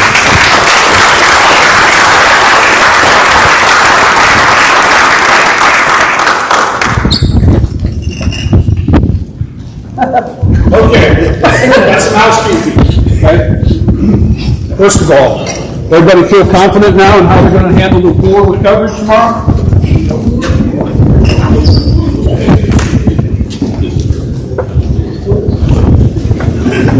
Okay, housekeeping.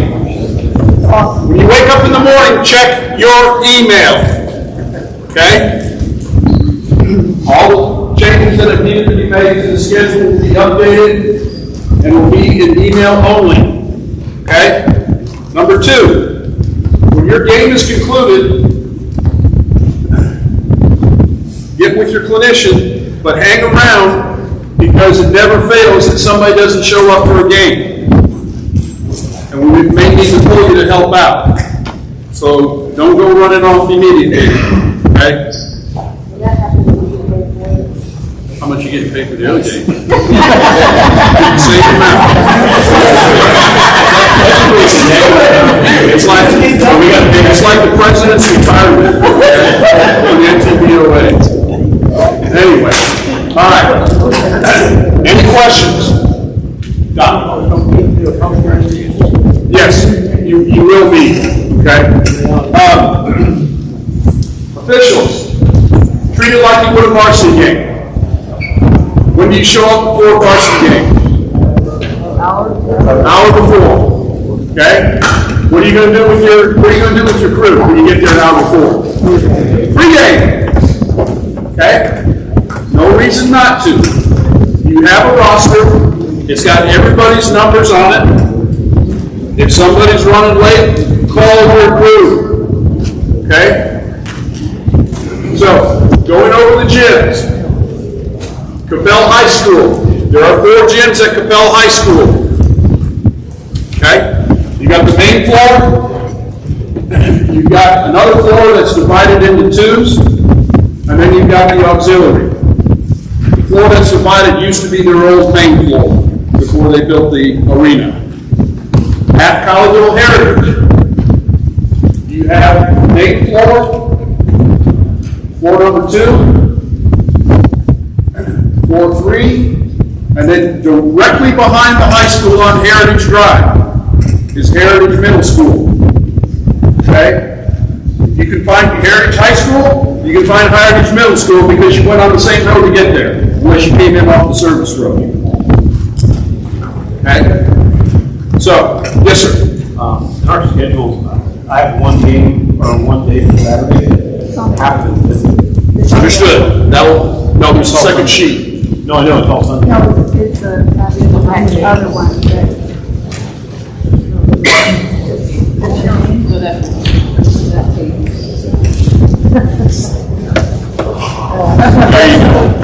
Yes. Everybody say thank you, Kinko's FedEx. We printed it up on the screen, and what was on the screen when we proved it is not what ended up getting printed off. That's why there's two different sections to it. So, yeah, what's the first thing you're going to do when you get up in the morning? There you go. Okay? I don't want anybody to hear, because whatever email you use to register with, that's where the schedule updates are going to go to. Okay? No. So Capel, okay, everything that's at Capel is in Capel. In the Capel High School. East and West is just their old main gym that they've split into 2 floors. Still in Capel High School. Yes, sir. I just noticed on mine the kind of summer schedule, and we had 3 games for me, but I was scheduled 4 in the master schedule, so just a double check. Check it. Tomorrow's schedule, and it'll all be corrected. Okay? Just for grins, what's the first thing you're doing in the morning? Oh, we only wish. Okay. What do you think about tonight? I